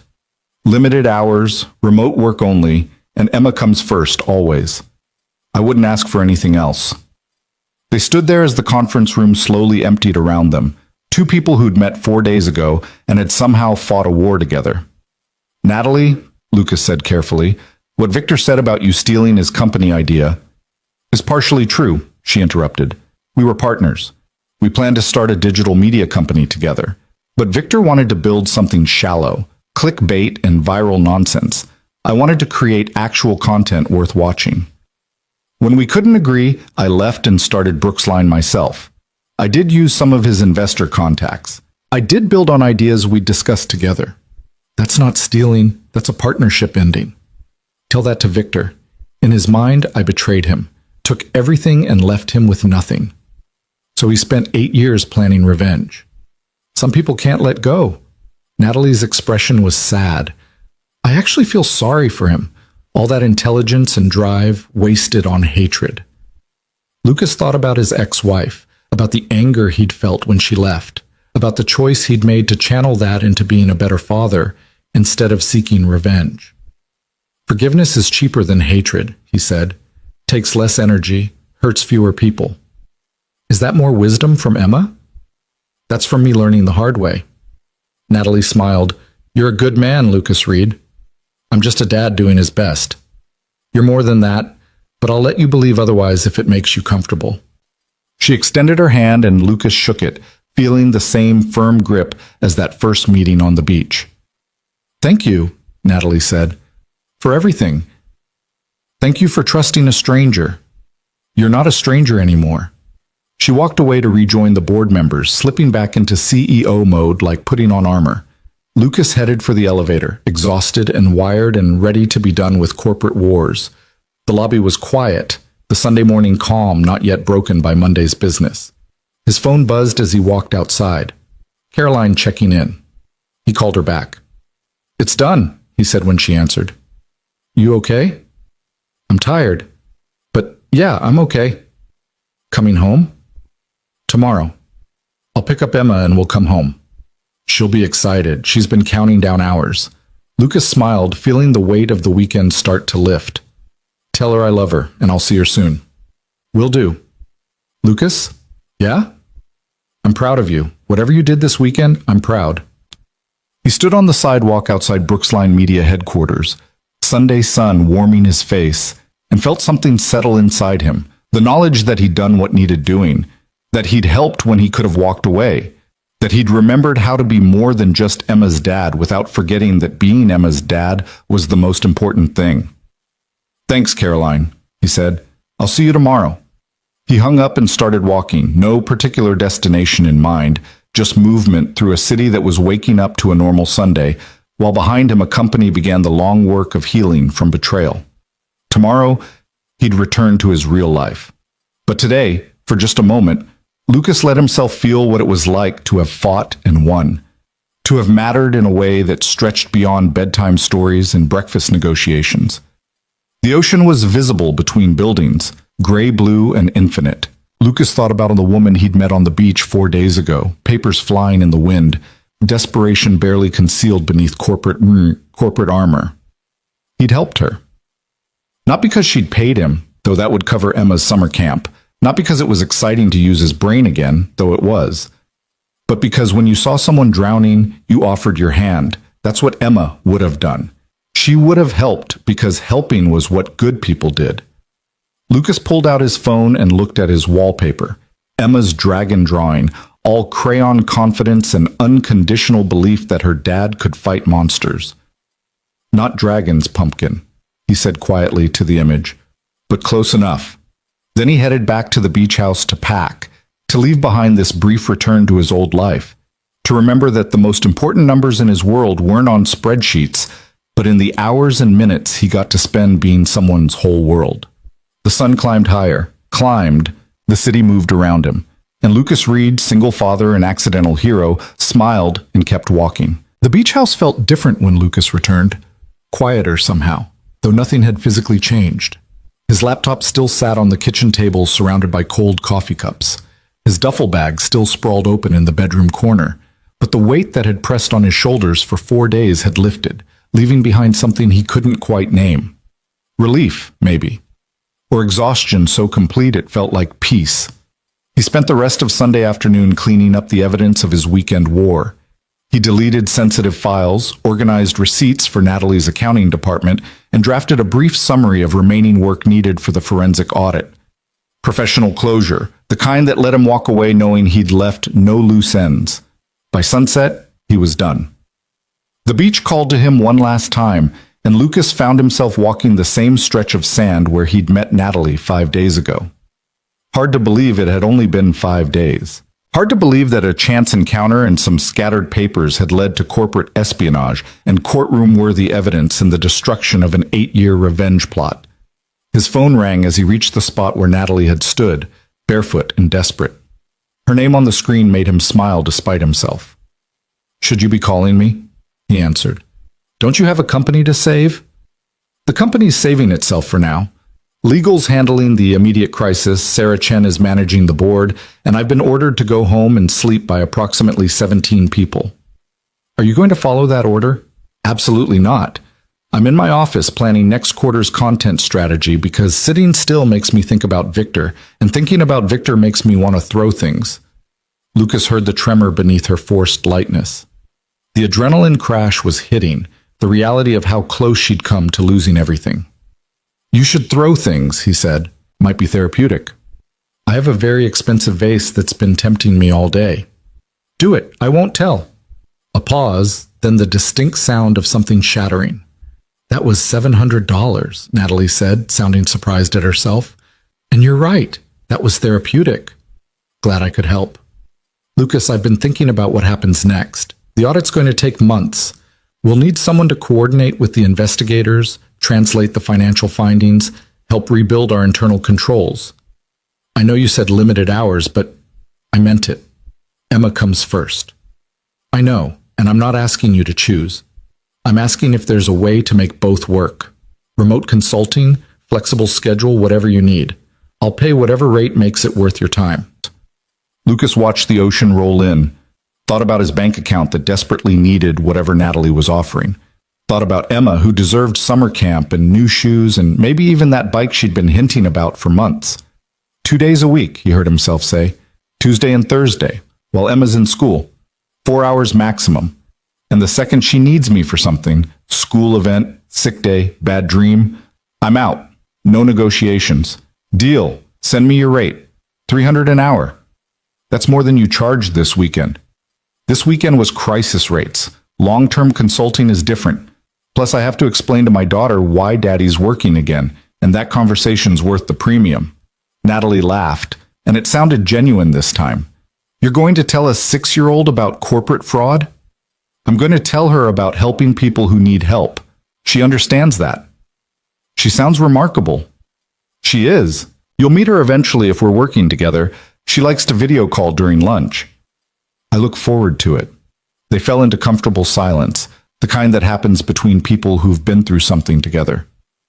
Lucas, Natalie said quietly, what you did this weekend, finding the fraud, convincing Richard to testify, standing up to Victor, that took courage. Not just professional skill, actual courage. I was just doing the job you hired me for. You did more than that. You cared when you could have just delivered analysis and walked away. You fought for people you'd never met because it was right. That's rare. Lucas didn't know what to say to that. Accepting compliments had never been his strength, especially when they touched on things that felt less like choices and more like reflexes. My daughter drew me fighting a dragon, he finally said. She thinks I'm brave because I kill spiders and check for monsters under her bed. If I can be her hero for little things, I guess I can try to be someone's hero for bigger things too. You're a good father. I try to be. And a good person. That too. Another pause, is heavier this time. I should let you go, Natalie said. You're picking up Emma tomorrow, and I'm keeping you from whatever normal fathers do on Sunday nights. Normal fathers watch cartoons they've seen 40 times and negotiate bedtime extensions. I'm just packing and pretending I'm not exhausted. Then pretend a little longer. Get some actual sleep. You've earned it. You too, Natalie. Eventually. Right now I'm going to clean up broken vase and try to figure out how to tell 400 employees that their CFO was embezzling and a board member was sabotaging them without causing mass panic. Tell them the truth. That you found the problem and fixed it. That you chose transparency over cover-up. People respect honesty. More wisdom from Emma?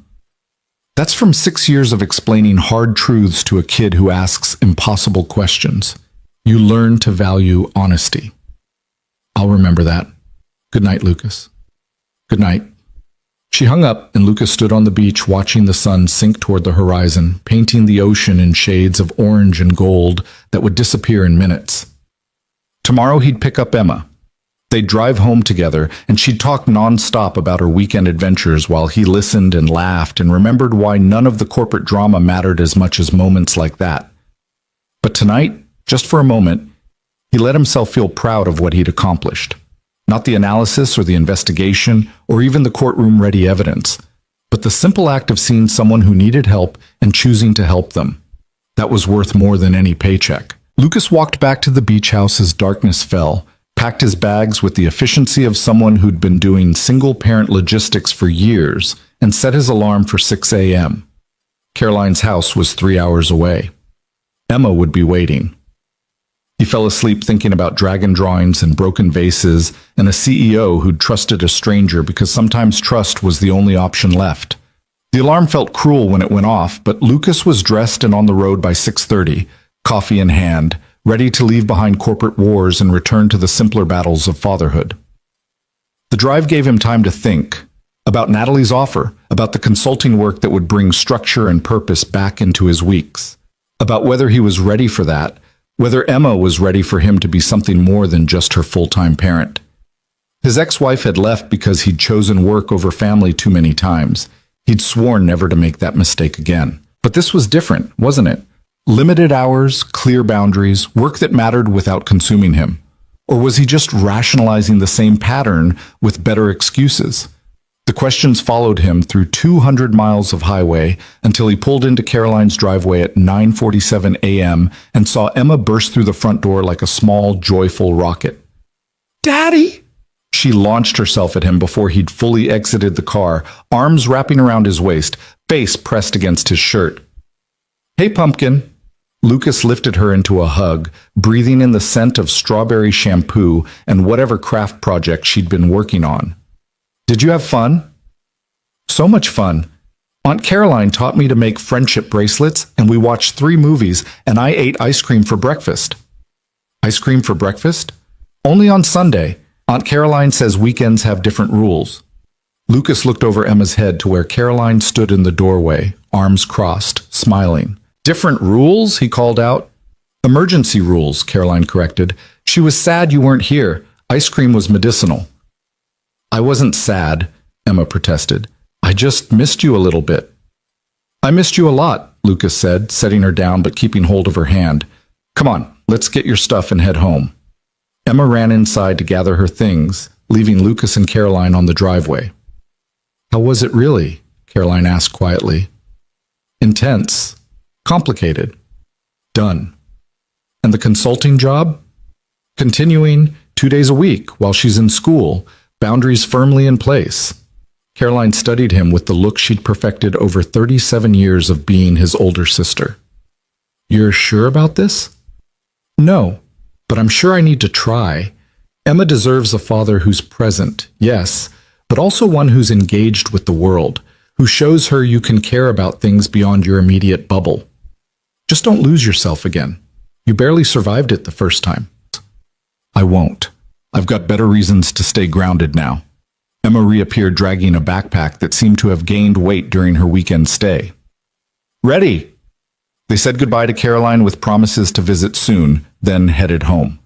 Emma chattered the entire drive, recounting every detail of her weekend with the intensity only 6-year-olds could manage. Lucas listened and responded and felt the weekend's tension continue to drain away. This was his real life. Not boardrooms and corporate fraud, but car rides and cartoon voices and the simple joy of his daughter's presence. They stopped for lunch at Emma's favorite burger place, where she ordered chicken nuggets shaped like dinosaurs and announced that her friend Madison had invited her to a birthday party next weekend and could they please go shopping for a present because Madison really liked unicorns. "We can do that," Lucas said. "And Daddy, can I ask you something?" "Always." "Aunt Caroline said you were working this weekend. What kind of work?" Here it was, the conversation he'd been preparing for. "I was helping someone with a problem," Lucas said carefully. "A lady who runs a company was having trouble with her finances, and she needed someone who's good with numbers to figure out what was wrong. Did you fix it?" "I helped her fix it, yes." "Was it hard?" "Parts of it were very hard." Emma considered this while demolishing a dinosaur nugget. "Did you fight a dragon?" Lucas smiled. "Sort of. Not a real dragon, but I did fight against some people who were doing bad things." "And you won?" "We won, the lady and I, together." "That's good, because you're the bravest person I know." Lucas felt his throat tighten. "I'm not that brave, sweetheart." "Yes, you are. You check for monsters and you fix broken things and you help people. That's brave." Sometimes 6-year-olds understood the world better than adults. "Thank you, Pumpkin," Lucas said. "That means a lot. Are you going to keep helping the lady?" "A little bit. 2 days a week while you're at school. Is that okay with you?" Emma thought about it seriously. "Will you still be home when I get home?" "Always. I'll drop you off, do some work, and be there when you get back. Nothing changes for you." "Then it's okay, but you have to tell me about it, like stories." "Deal. Though I'll have to make them less boring than they actually are." "Everything's interesting if you tell it right, Daddy. You taught me that." Lucas looked at his daughter, at her ketchup-smeared face and complete confidence in him, and felt something solidify inside him. He could do this. Balance work and fatherhood, purpose and presence, as long as he never forgot which one mattered most. They finished lunch and drove home to their small apartment, where Emma immediately scattered toys across the living room while recounting her weekend one more time with additional details she'd forgotten earlier. Lucas unpacked, started laundry, and checked his email. 3 messages from Natalie, all marked low priority, all related to setting up his consulting contract. He'd deal with them tomorrow. Tonight was for Emma, for bath time and bedtime stories and the routine that grounded them both. But after Emma was asleep, when Lucas sat alone in the living room with his laptop and a cup of tea, he allowed himself to open Natalie's emails. The first was the contract, standard consulting terms with the modifications they'd discussed. The second was a thank you note, professional but warm. The third was different. The subject line read, "For when you're ready." Lucas opened it. "I know you're back to your real life now, and I respect that, but I wanted you to know something. This weekend, you didn't just save my company, you reminded me why I built it in the first place. Not for money or prestige or revenge against people who doubted me, but because creating something meaningful matters. Because 400 people depending on you is both terrifying and wonderful. Because doing the right thing when it's hard is the only way to live with yourself. I'd forgotten that somewhere along the way. You reminded me. So thank you. Not CEO to consultant, person to person. You made a difference, Lucas Reed. Emma's lucky to have you, so am I, even if just as an occasional consultant, looking forward to working together and to meeting the girl who taught you to fight dragons. Natalie." Lucas read it twice, then closed his laptop and sat in the quiet darkness of his living room. In the bedroom, Emma slept surrounded by stuffed animals and the dragon drawing she'd insisted on hanging above her bed. In Seattle, Natalie was probably still in her office, rebuilding what Victor had tried to destroy. In Portland, Richard was likely meeting with lawyers, trying to salvage what he could from his mistakes. And Lucas was here, in his small apartment with its secondhand furniture and crayon marks on the walls, feeling more content than he had in 6 years. The weekend had reminded him that he was more than just Emma's father, but Emma had taught him that being her father was the most important thing he'd ever be. The trick was holding both truths at once. His phone buzzed one last time. "Caroline, you make it home okay?" Lucas smiled and typed back, "We're home. Everything's good. Glad to hear it. Love you both." "Love you too." He set down his phone and walked to Emma's room, standing in the doorway watching her sleep. She'd kicked off her covers despite it being barely 70 degrees, sprawled across her bed in that boneless way kids managed. Lucas pulled the covers back over her, kissed her forehead, and whispered what he whispered every night. "Sweet dreams, pumpkin. I love you more than all the numbers in the world." Emma stirred slightly, but didn't wake. Lucas returned to the living room, made himself tea, and sat down with a book he'd been trying to finish for 3 months. Normal life resumed, but tomorrow would bring new questions. How to explain to Emma's school that he'd be available for emergencies but working part-time. How to set up a home office that didn't interfere with Emma's space. How to transition from full-time father to father who also worked without losing the balance he'd fought so hard to create. He'd figure it out. He always did. The week that followed settled into a new rhythm. Tuesday morning, Lucas dropped Emma at school and spent 4 hours working with Brooksline's legal team, translating financial evidence into language prosecutors could use. Thursday, he did the same, this time coordinating with the forensic auditors who'd been brought in to verify his findings. The work was engaging without being consuming. He could step away the moment Emma needed him, could focus completely on her when she was home, could separate the two parts of his life in a way that felt sustainable. Emma adjusted too. She liked hearing sanitized versions of what Daddy did during work hours, asking questions about spreadsheets and bad guys and whether the lady he was helping was nice. "She's very nice," Lucas told her one evening while they made dinner together. "Smart and strong and trying to do the right thing." "Like you," Emma said matter-of-factly, stirring pasta with intense concentration. "I don't know about that." "I do. You always try to do the right thing, even when it's hard." Lucas wondered when his daughter had become so wise, then remembered she'd always been this way. He'd just been too tired to notice sometimes. Friday afternoon, Lucas got a call from Natalie asking if he could attend a meeting Monday morning, in person, at Brooksline headquarters. The prosecutors wanted to discuss Richard's cooperation agreement and needed Lucas to verify some of the evidence. "I can do that," Lucas said, "but I'll need to bring Emma. School's closed Monday for teacher in service." Silence on the other end. "You want to bring your daughter to a meeting about corporate fraud?" Natalie asked carefully. "I want to bring my daughter to work because I don't have childcare, and she won't be disruptive. She can sit in your lobby and do homework. She's very good at being quiet when needed." "Lucas, I didn't mean—" "I know what you meant, and the answer is yes. If you need me Monday, Emma comes with me. That's the boundary. That's the deal." Another pause. "All right," Natalie said. "Bring her. We'll set her up in my office with whatever she needs. I'd actually like to meet her." "You sure?" "Completely. I want to meet the girl who taught you to fight dragons." Monday morning, Lucas dressed Emma in her favorite purple dress and explained where they were going. "We're visiting the lady I've been helping," he said while braiding her hair. "You'll need to be on your best behavior. Quiet voice, polite manners, no running in the hallways." "I can do that." "Is she a princess?" "More like a queen. She runs the whole company." Emma's eyes went wide. "A real queen?" "Not with a crown, but she's in charge of lots of people and makes important decisions." "Can I meet her?" "You'll definitely meet her. Just remember to use your good manners." They drove to Seattle together, Emma clutching her backpack full of homework and colored pencils.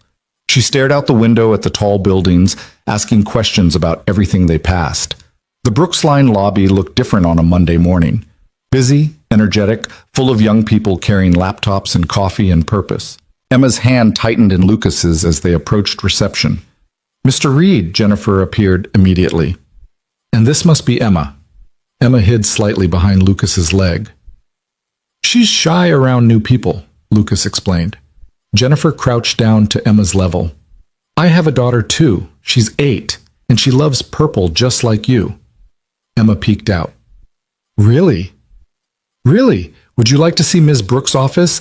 It has a really cool window where you can see the whole city." Emma nodded, and just like that, Jennifer had won her over.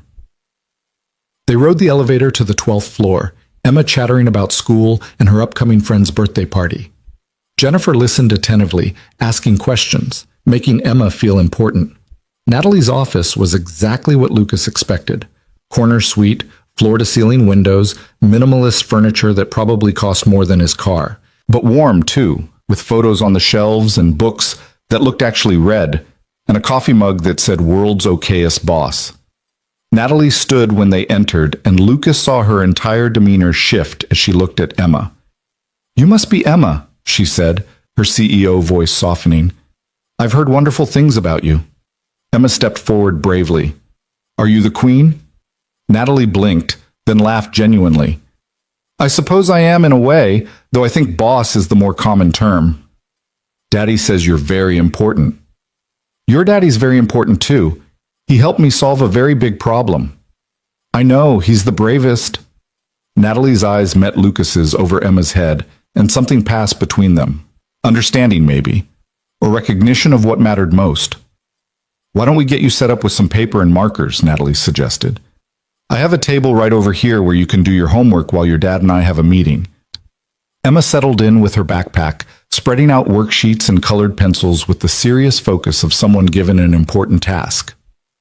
Lucas followed Natalie to the conference room where the prosecutors waited, but his attention stayed partially on Emma, visible through the glass walls, tongue sticking out in concentration as she worked on math problems. The meeting took 90 minutes. The prosecutors wanted detailed explanations of the evidence, clarification on technical points, verification that the chain of custody was intact. Lucas answered every question while keeping one eye on Emma, who'd apparently finished her homework and was now drawing pictures. When they finished, Lucas excused himself and returned to Natalie's office. Emma had covered several pages with crayon drawings, castles and dragons, and what appeared to be stick figures fighting monsters. "What are you working on?" Lucas asked. "A present for the Queen. Because Daddy said she needed help, and you helped her, and now she's not sad anymore." Natalie had followed Lucas into the office. She looked at Emma's drawings, and Lucas saw her eyes go suspiciously bright. These are beautiful, Natalie said, crouching beside Emma's chair. Is this me? Emma pointed to a figure in a black dress standing on top of a castle. That's you. You're the queen, and this is Daddy. She indicated another figure holding what might have been a sword or possibly a very large pencil. He's fighting the dragon that was trying to hurt your castle. And did he win? Of course. Daddy always wins when he's protecting people. Natalie accepted the drawings like they were priceless art. Thank you, Emma. I'll treasure these. You're welcome. Do you have any kids? No, I don't. That's sad. Kids are fun. You should get some. Lucas intervened quickly. Emma, that's personal. But Natalie was laughing. You're absolutely right. Kids are fun. Maybe someday. They left shortly after, Emma waving goodbye to Jennifer and making Natalie promise to hang the drawings in her office. In the car, Emma was quiet for a few minutes before asking, Daddy, is the queen lonely? Lucas glanced at his daughter in the rearview mirror. What makes you ask that? She looked sad when I asked about kids, not mad sad, just empty sad. She's very busy with her work. Sometimes busy people get lonely. You get lonely sometimes too, I can tell. Lucas's hands tightened on the steering wheel. How can you tell? Because sometimes you look at me the same way she looked at my drawings, like you're happy and sad at the same time. 6 years old and she could read him like a book. I'm not lonely when I'm with you, Lucas said honestly. But when I'm at school? Sometimes, yes, but that's okay. A little bit of lonely reminds you how good the not lonely feels. Emma seemed to accept this. I think you and the queen should be friends. Then neither of you would be lonely. We are friends, Pumpkin. We work together. No, I mean real friends. Like how you and Aunt Caroline are friends. People who eat dinner together and tell jokes and stuff. Lucas didn't know how to respond to that, so he changed the subject to the upcoming birthday party and what kind of unicorn present would be best for Madison. But Emma's words stayed with him for the rest of the week. He and Natalie had developed an easy working relationship, professional respect that occasionally dipped into genuine friendship. Their Tuesday and Thursday calls often ran long, veering from business into conversations about books they were reading or restaurants they'd tried or the general chaos of modern life. It was comfortable, easy, nothing more. But maybe Emma had spotted something Lucas hadn't wanted to acknowledge, that working with Natalie had brought something back into his life beyond just purpose and income. It had reminded him what adult conversation felt like, what it meant to be valued for his mind as well as his parenting skills. It had reminded him that he was still Lucas, not just Emma's dad. Thursday afternoon, after their scheduled call ended, Natalie said, Lucas, can I ask you something personal? Sure. When was the last time you did something for yourself? Not for Emma, not for work, just for you. Lucas thought about it. I read sometimes, after Emma's asleep. That doesn't count. I mean something active, dinner out, movie, drinks with friends, basic human socializing. I'm socializing with you right now. This is work. I'm asking about your actual life. This is my actual life. Emma, work, making sure we're both fed and functional. That's it. Silence on the other end. That's not sustainable, Natalie finally said. It's been working fine for 6 years. Has it? Or have you just been surviving instead of living? The question hit harder than Lucas expected. Before he could formulate a response, Natalie continued, I'm not criticizing, I'm genuinely asking, because I've watched you put Emma first in every single decision, and that's admirable. But at some point, doesn't she deserve a father who's actually happy, not just functional? I am happy. Are you? Lucas stared at his laptop screen, at the spreadsheet still open from their call, at the neat organization that defined his carefully controlled life. I don't know, he admitted quietly. I'm content. Is that the same thing? I don't think so, no. They sat with that for a moment. Why are you asking this? Lucas said. Because you've spent the past month helping me rebuild my life. Maybe it's time someone helped you remember you have one too. Natalie, have dinner with me. Saturday night. Not work. Just two people eating food and having a conversation. Emma can come too if you want, though I suspect she'd prefer an evening with her aunt who lets her have ice cream for breakfast. Lucas's heart did something complicated in his chest. That sounds like a date, he said carefully. Does it? I thought it sounded like two friends having dinner. Natalie, I'm not asking you to figure out your whole life right now. I'm asking if you'd like to have dinner Saturday. Yes or no? Lucas thought about Emma's words, about being happy and sad at the same time, about loneliness that lingered even when you weren't technically alone. Yes, he heard himself say. Saturday. Dinner. As friends. As friends, Natalie agreed. I'll text you the details. She hung up before he could change his mind. Lucas sat in his quiet apartment, afternoon sun streaming through the windows, and wondered what exactly he'd just agreed to, and whether Emma had been right all along. Saturday arrived with the kind of anxiety Lucas hadn't felt since his first date with his ex-wife, back when he was 23 and convinced he knew everything about life. Now at 39, with a 6-year-old daughter and a resume gap that could swallow careers, he stood in front of his closet, trying to remember what adults wore to dinner that wasn't a date, but also wasn't exactly not a date. Emma sat on his bed, swinging her legs and offering commentary. The blue shirt makes you look like a dad, she announced. I am a dad. But you don't want to look like one tonight. You want to look like a prince. I'm having dinner with a colleague, not going to a ball. The queen isn't a colleague, she's your friend. You said so. Lucas pulled out a gray button-down he'd bought for a wedding 2 years ago and never worn since. How about this one? Emma wrinkled her nose. It's boring. Boring is safe. Safe is boring. Lucas looked at his daughter, wondering when she'd become a relationship expert. When did you get so wise? I've always been wise. You just don't always listen. She hopped off the bed and dug through his closet with the confidence of someone on a mission. Here, this one. She emerged holding a dark blue shirt Lucas had forgotten he owned. His sister had given it to him last Christmas with the note, "For when you're ready to rejoin the world." He'd hung it in the back of his closet and promptly ignored it. That's too nice for dinner, Lucas protested. Nothing's too nice for the queen. She gave you a job and she liked my drawings. And she's pretty. You should look pretty too. Men don't look pretty. Fine, handsome, whatever. Emma thrust the shirt at him. Trust me, Daddy. I know about these things.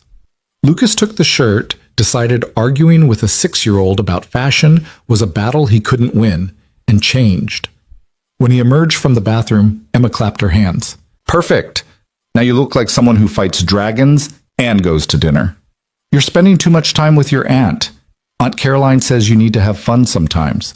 She says you forget how. Lucas crouched down to Emma's level. I have fun with you all the time. That's different. That's dad fun. Tonight is Lucas fun. There's a difference. When did you start calling me Lucas? Just now, because tonight you're not just Daddy, you're also Lucas who helps queens and looks handsome in blue shirts. Lucas pulled her into a hug, breathing in strawberry shampoo and the indefinable scent that was uniquely Emma. What am I going to do with you? Keep me forever and ever, because I'm the best daughter in the whole world? Deal. Caroline arrived at 6 to pick up Emma for their sleepover, taking one look at Lucas and grinning like she'd won a bet. Well, well, look at you rejoining civilization. It's just dinner. With Natalie Brooks, the CEO you've been talking about nonstop for 6 weeks. I have not been talking about her nonstop. You mentioned her 43 times last week. Emma counted. Lucas looked at his daughter, who smiled innocently. I'm very good at counting. Traitor, he said without heat. Emma kissed his cheek. Have fun, Daddy. Remember to smile and ask questions and don't talk about spreadsheets too much. Who taught you about dating advice? Aunt Caroline. She says you're rusty. Caroline at least had the grace to look slightly embarrassed. I may have mentioned you haven't been on a date since the divorce, because I've been raising a child. And you've done brilliantly. But Emma's right. Tonight, just be Lucas. Remember what that feels like. They left in a flurry of overnight bags and Emma's excited chatter about the movies they'd watch and the popcorn they'd make, leaving Lucas alone in his apartment with 30 minutes before he needed to leave and no idea what he was doing.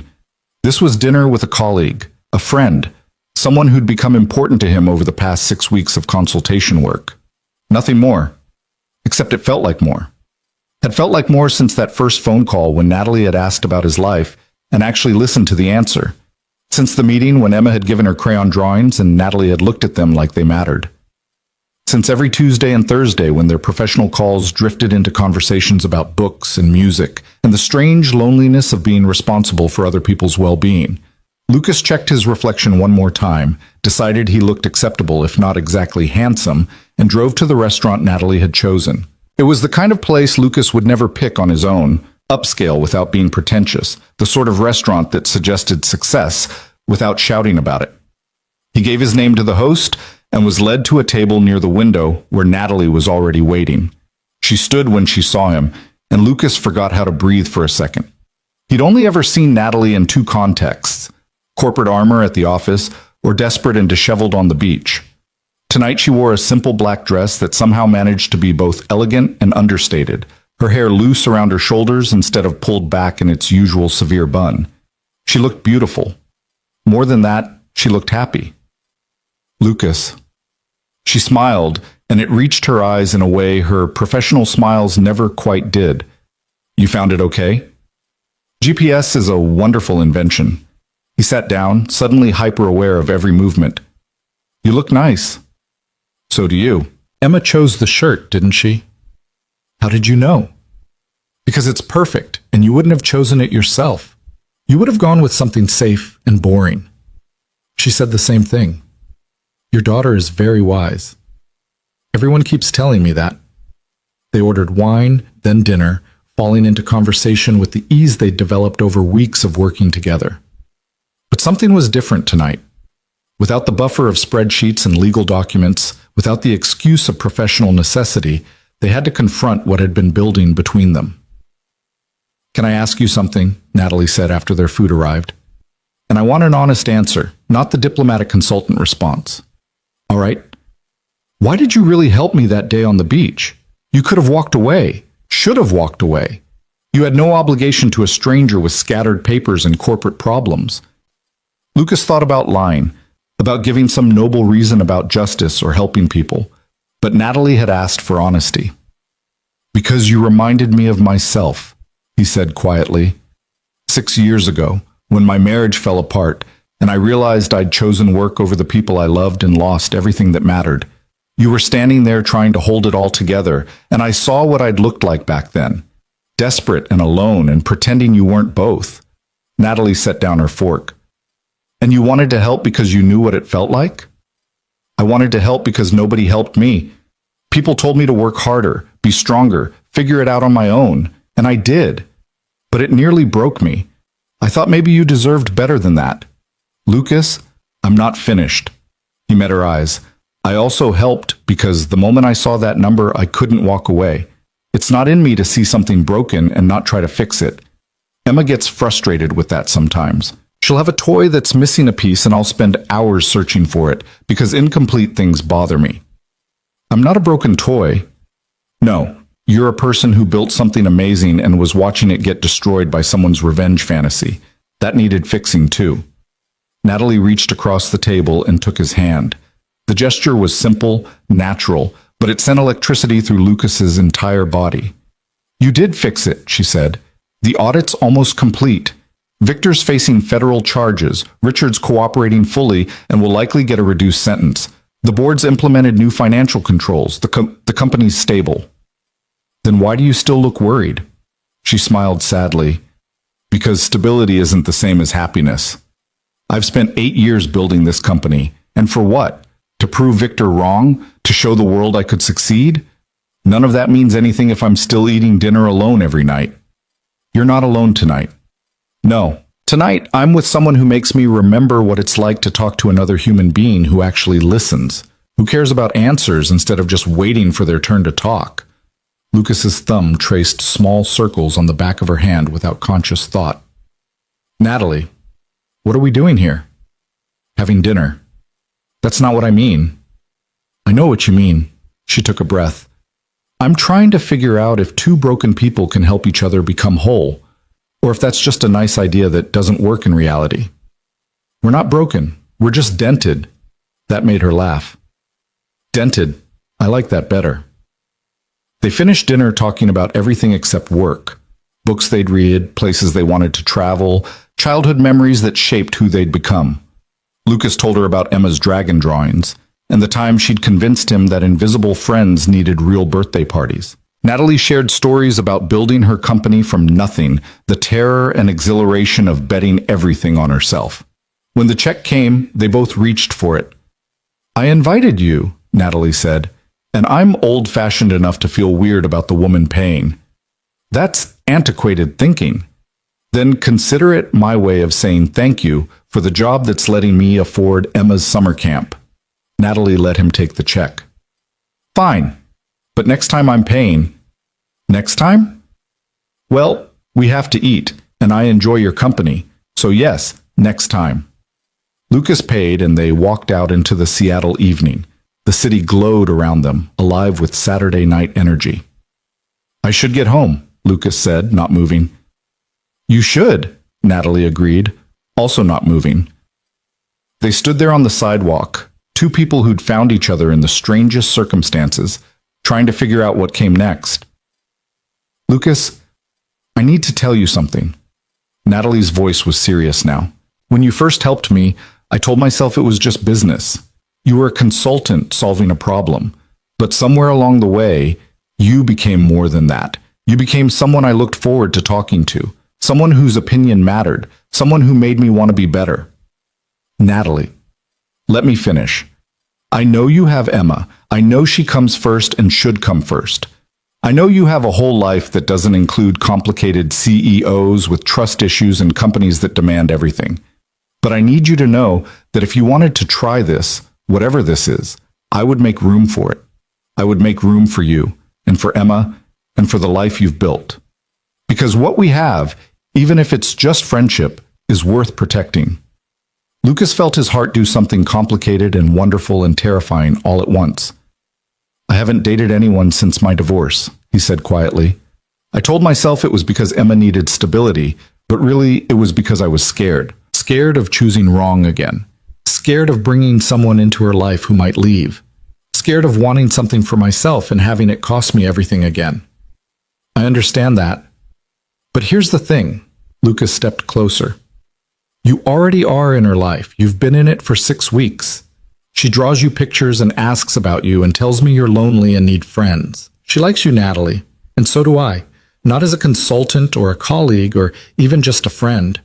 I like you as someone who makes me remember I'm more than just Emma's dad.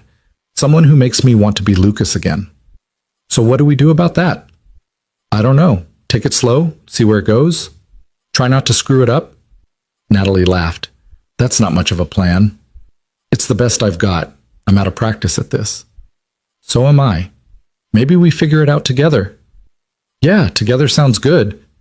They stood there smiling at each other like awkward teenagers until Natalie stepped forward and kissed him. It was gentle, tentative, the kiss of two people who'd forgotten how but were willing to relearn.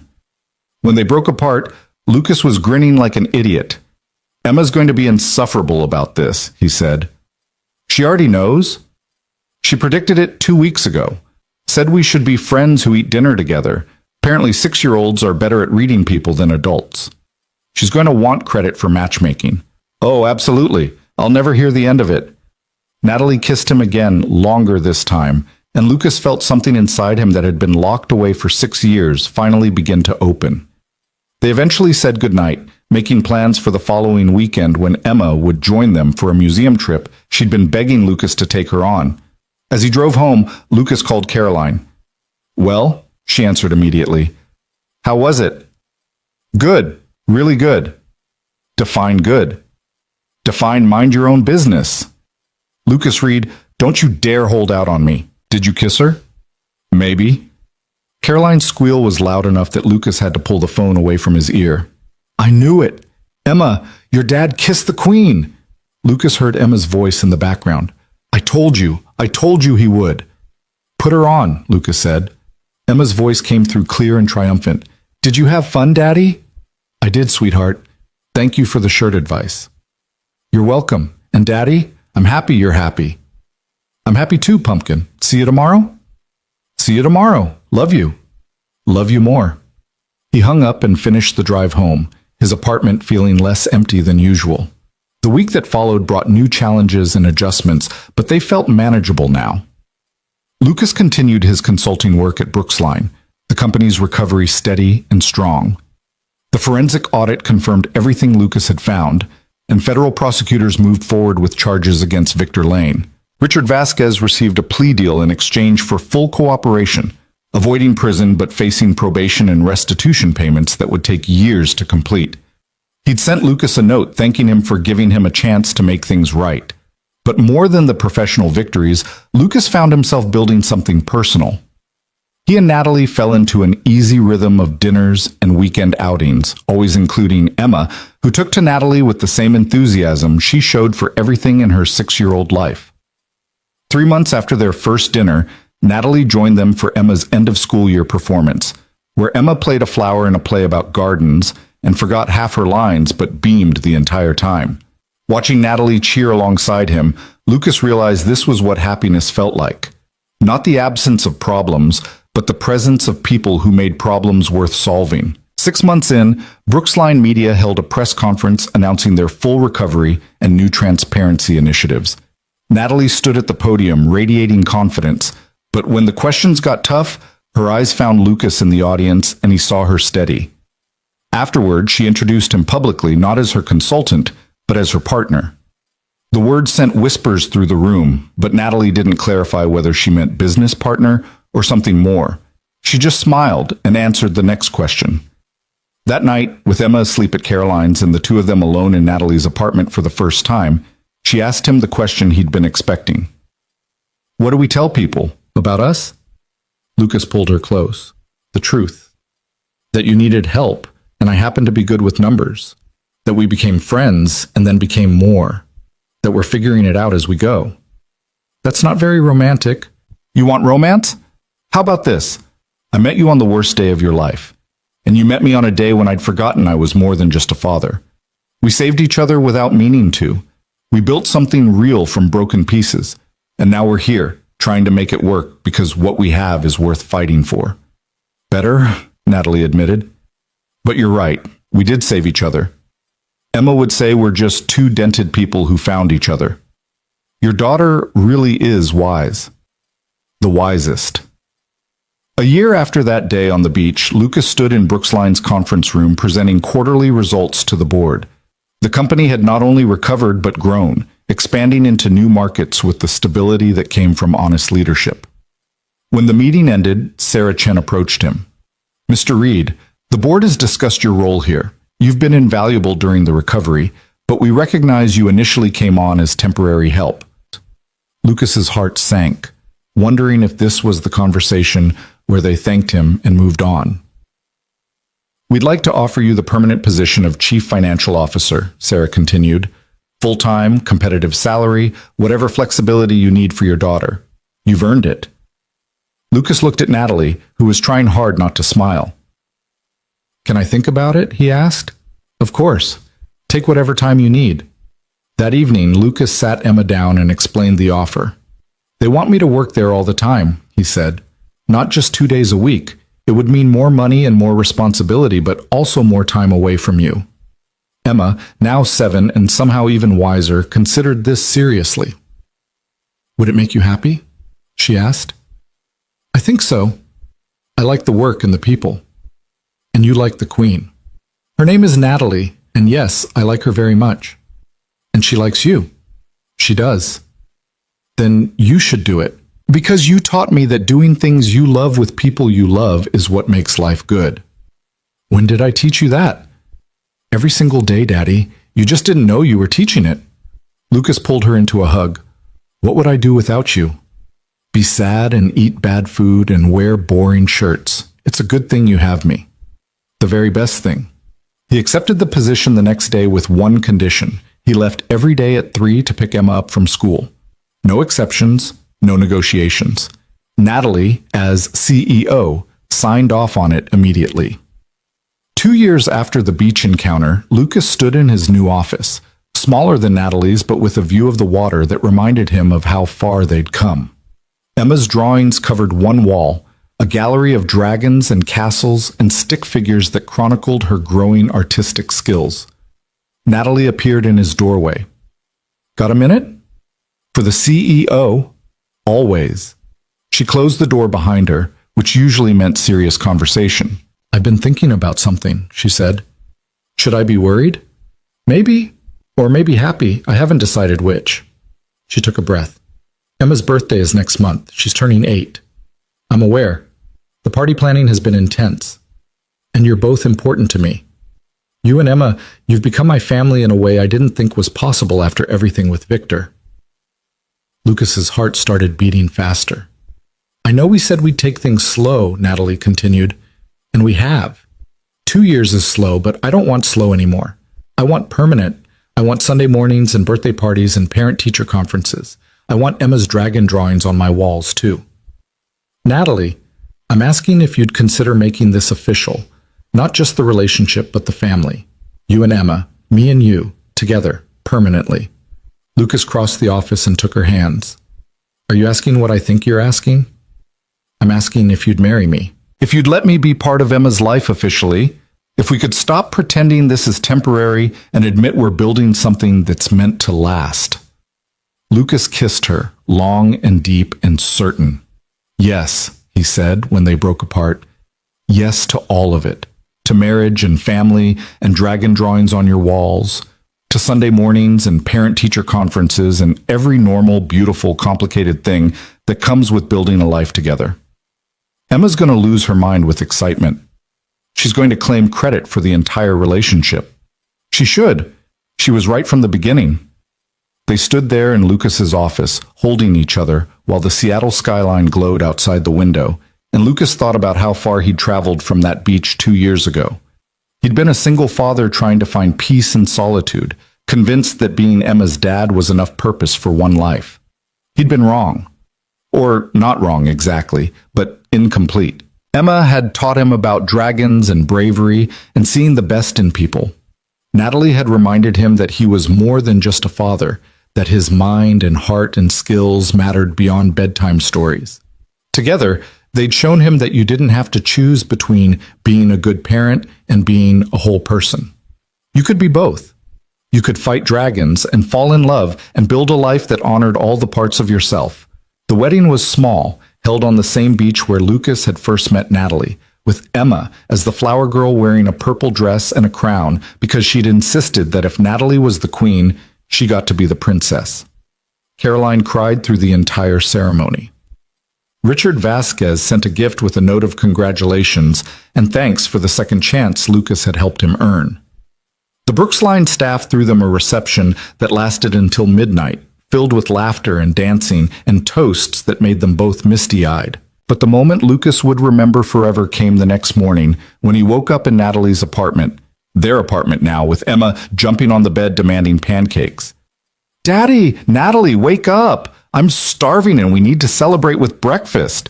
Natalie laughed, her hair tangled on the pillow, looking nothing like a CEO and everything like someone happy. "Pancakes sound perfect," she said. Emma bounced between them. "Can I tell you something?" "Always," Lucas said. "I knew you two would get married. From the very first time you came home and told me about the queen on the beach, I knew." "Did you?" "Yes, because you smiled when you talked about her. You hadn't smiled like that in forever. And I knew anyone who made my daddy smile like that was special." Lucas pulled both his daughter and his wife into a hug, breathing in strawberry shampoo and the expensive perfume Natalie wore and the indefinable scent of family. "You were right, Pumpkin. She is special. And so are you. You're both the most special people in my whole world." "I know," Emma said with complete confidence. "Now, can we please have pancakes? All this being right is making me hungry." They made breakfast together, the three of them navigating the kitchen with the organized chaos that would become their morning routine. Emma chattered about school and her friends and the art project she wanted to work on. Natalie listened with genuine interest, asking questions, making suggestions. Lucas watched them interact and felt the last piece of his heart that had been locked away since his divorce finally opened completely. This was what he'd been missing. Not just love, though that mattered, but partnership. The knowledge that he wasn't facing parenting alone anymore, that someone else cared about Emma's art projects and school concerns and whether they had enough milk for breakfast.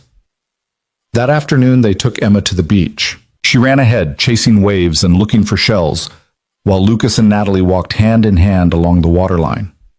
Do you ever think about that day? Natalie asked, when your paper scattered and I was too stubborn to ask for help? Every time I see a number that doesn't add up, Lucas said. Every time Emma draws a dragon. Every time you walk into a room and I remember how lucky I am. We're both lucky. You could have walked past me that day. No, I couldn't. Some things you're meant to see. Some people you're meant to help. And some moments, no matter how small they seem, are designed to change your entire life. Emma ran back to them, her hands full of shells and her face glowing with joy. Look what I found. This one's for Daddy because it's blue like the ocean, and this one's for Natalie because it's perfect and pretty, and this one's for me because I found it. Those are beautiful, Natalie said, examining each shell with the same seriousness she brought to board meetings. We should start a collection. A family collection, Emma declared, because we're a family now. Official and everything. Official and everything, Lucas agreed. They stayed at the beach until sunset, building sandcastles and collecting shells and watching Emma run fearlessly toward waves that would never quite catch her. As the sun painted the sky in shades of orange and gold, Lucas thought about numbers and patterns and the strange mathematics of human connection. Two broken people meeting by chance, one desperate CEO and one struggling single father, both trying to hold together lives that were fraying at the edges. The odds of it working should have been impossible to calculate, but Emma had taught him something important. Some things couldn't be reduced to numbers. Some things required faith and courage and the willingness to believe that dragons could be defeated and happy endings could exist beyond fairy tales. What are you thinking about? Natalie asked, her head resting on his shoulder. Math, Lucas said. Of course you are. Not the boring kind, the kind where 1 + 1 equals more than 2. We're finding you didn't just add to my life, it multiplied everything good already in it. That's terrible math and lovely sentiment. It's the best I've got. Emma ran back one more time, sand-covered and exhausted and perfect. Can we come back tomorrow? She asked. We can come back whenever you want, Natalie said.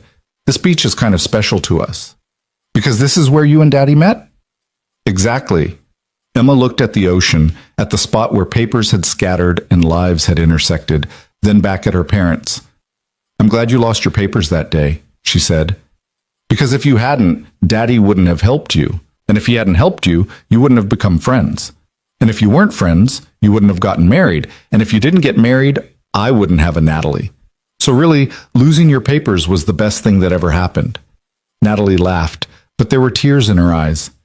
You're absolutely right, Emma. Sometimes the worst days lead to the best things.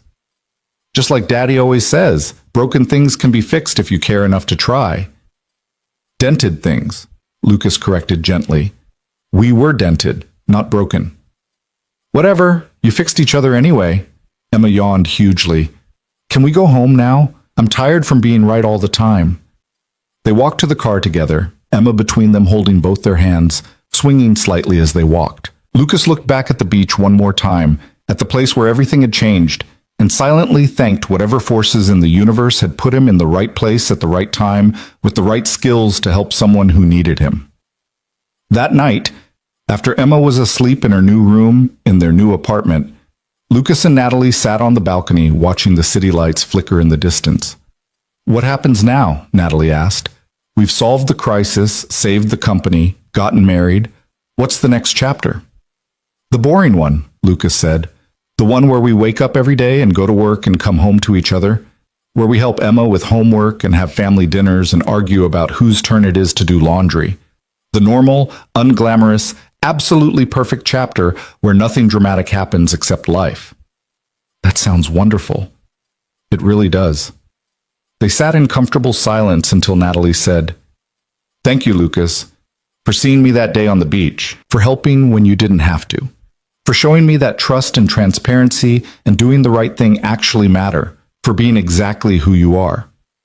Thank you for hiring a stranger based on 5 seconds of financial analysis, for letting Emma into your life, for making me remember I'm more than just a dad, for being brave enough to ask for help when you needed it. We make a good team. The best team. Emma appeared in the doorway, rubbing her eyes and clutching her favorite stuffed dragon. I had a bad dream, she said quietly. Come here, Pumpkin. Lucas pulled her into his lap. What was the dream about?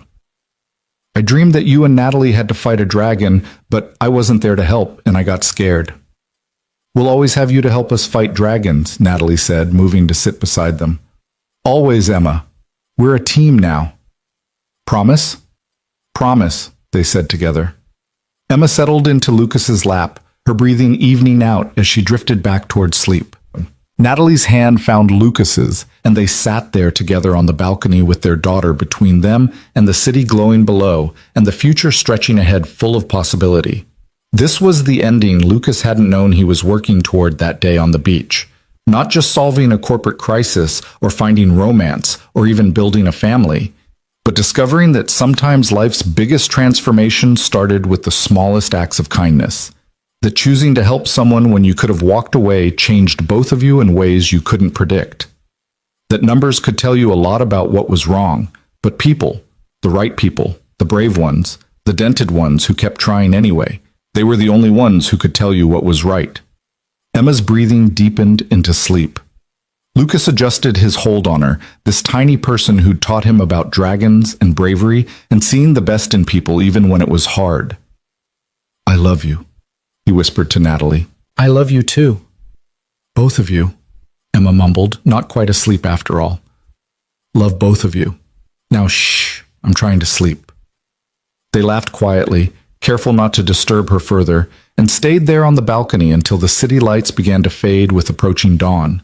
Tomorrow would bring new challenges, work and parenting, and the 1,000 small decisions that made up a shared life.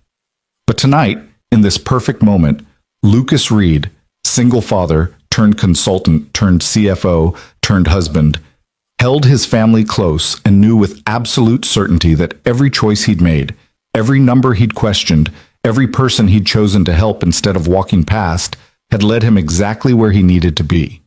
Home. Not a place, but a feeling. The warmth of his daughter in his arms and his wife beside him, and the knowledge that he was exactly where he belonged, doing exactly what he was meant to do, with exactly the people who made his life complete. The beach had given him back himself. Natalie had given him partnership. Emma had given him purpose. And together, they'd given him something he'd lost and found again. The simple, powerful truth that happiness wasn't something you found in spreadsheets or boardrooms or even in perfect moments. It was something you built, one day at a time, with people who loved you enough to help you fight your dragons and celebrate your victories and remind you, when you forgot, that you were more than the sum of your mistakes.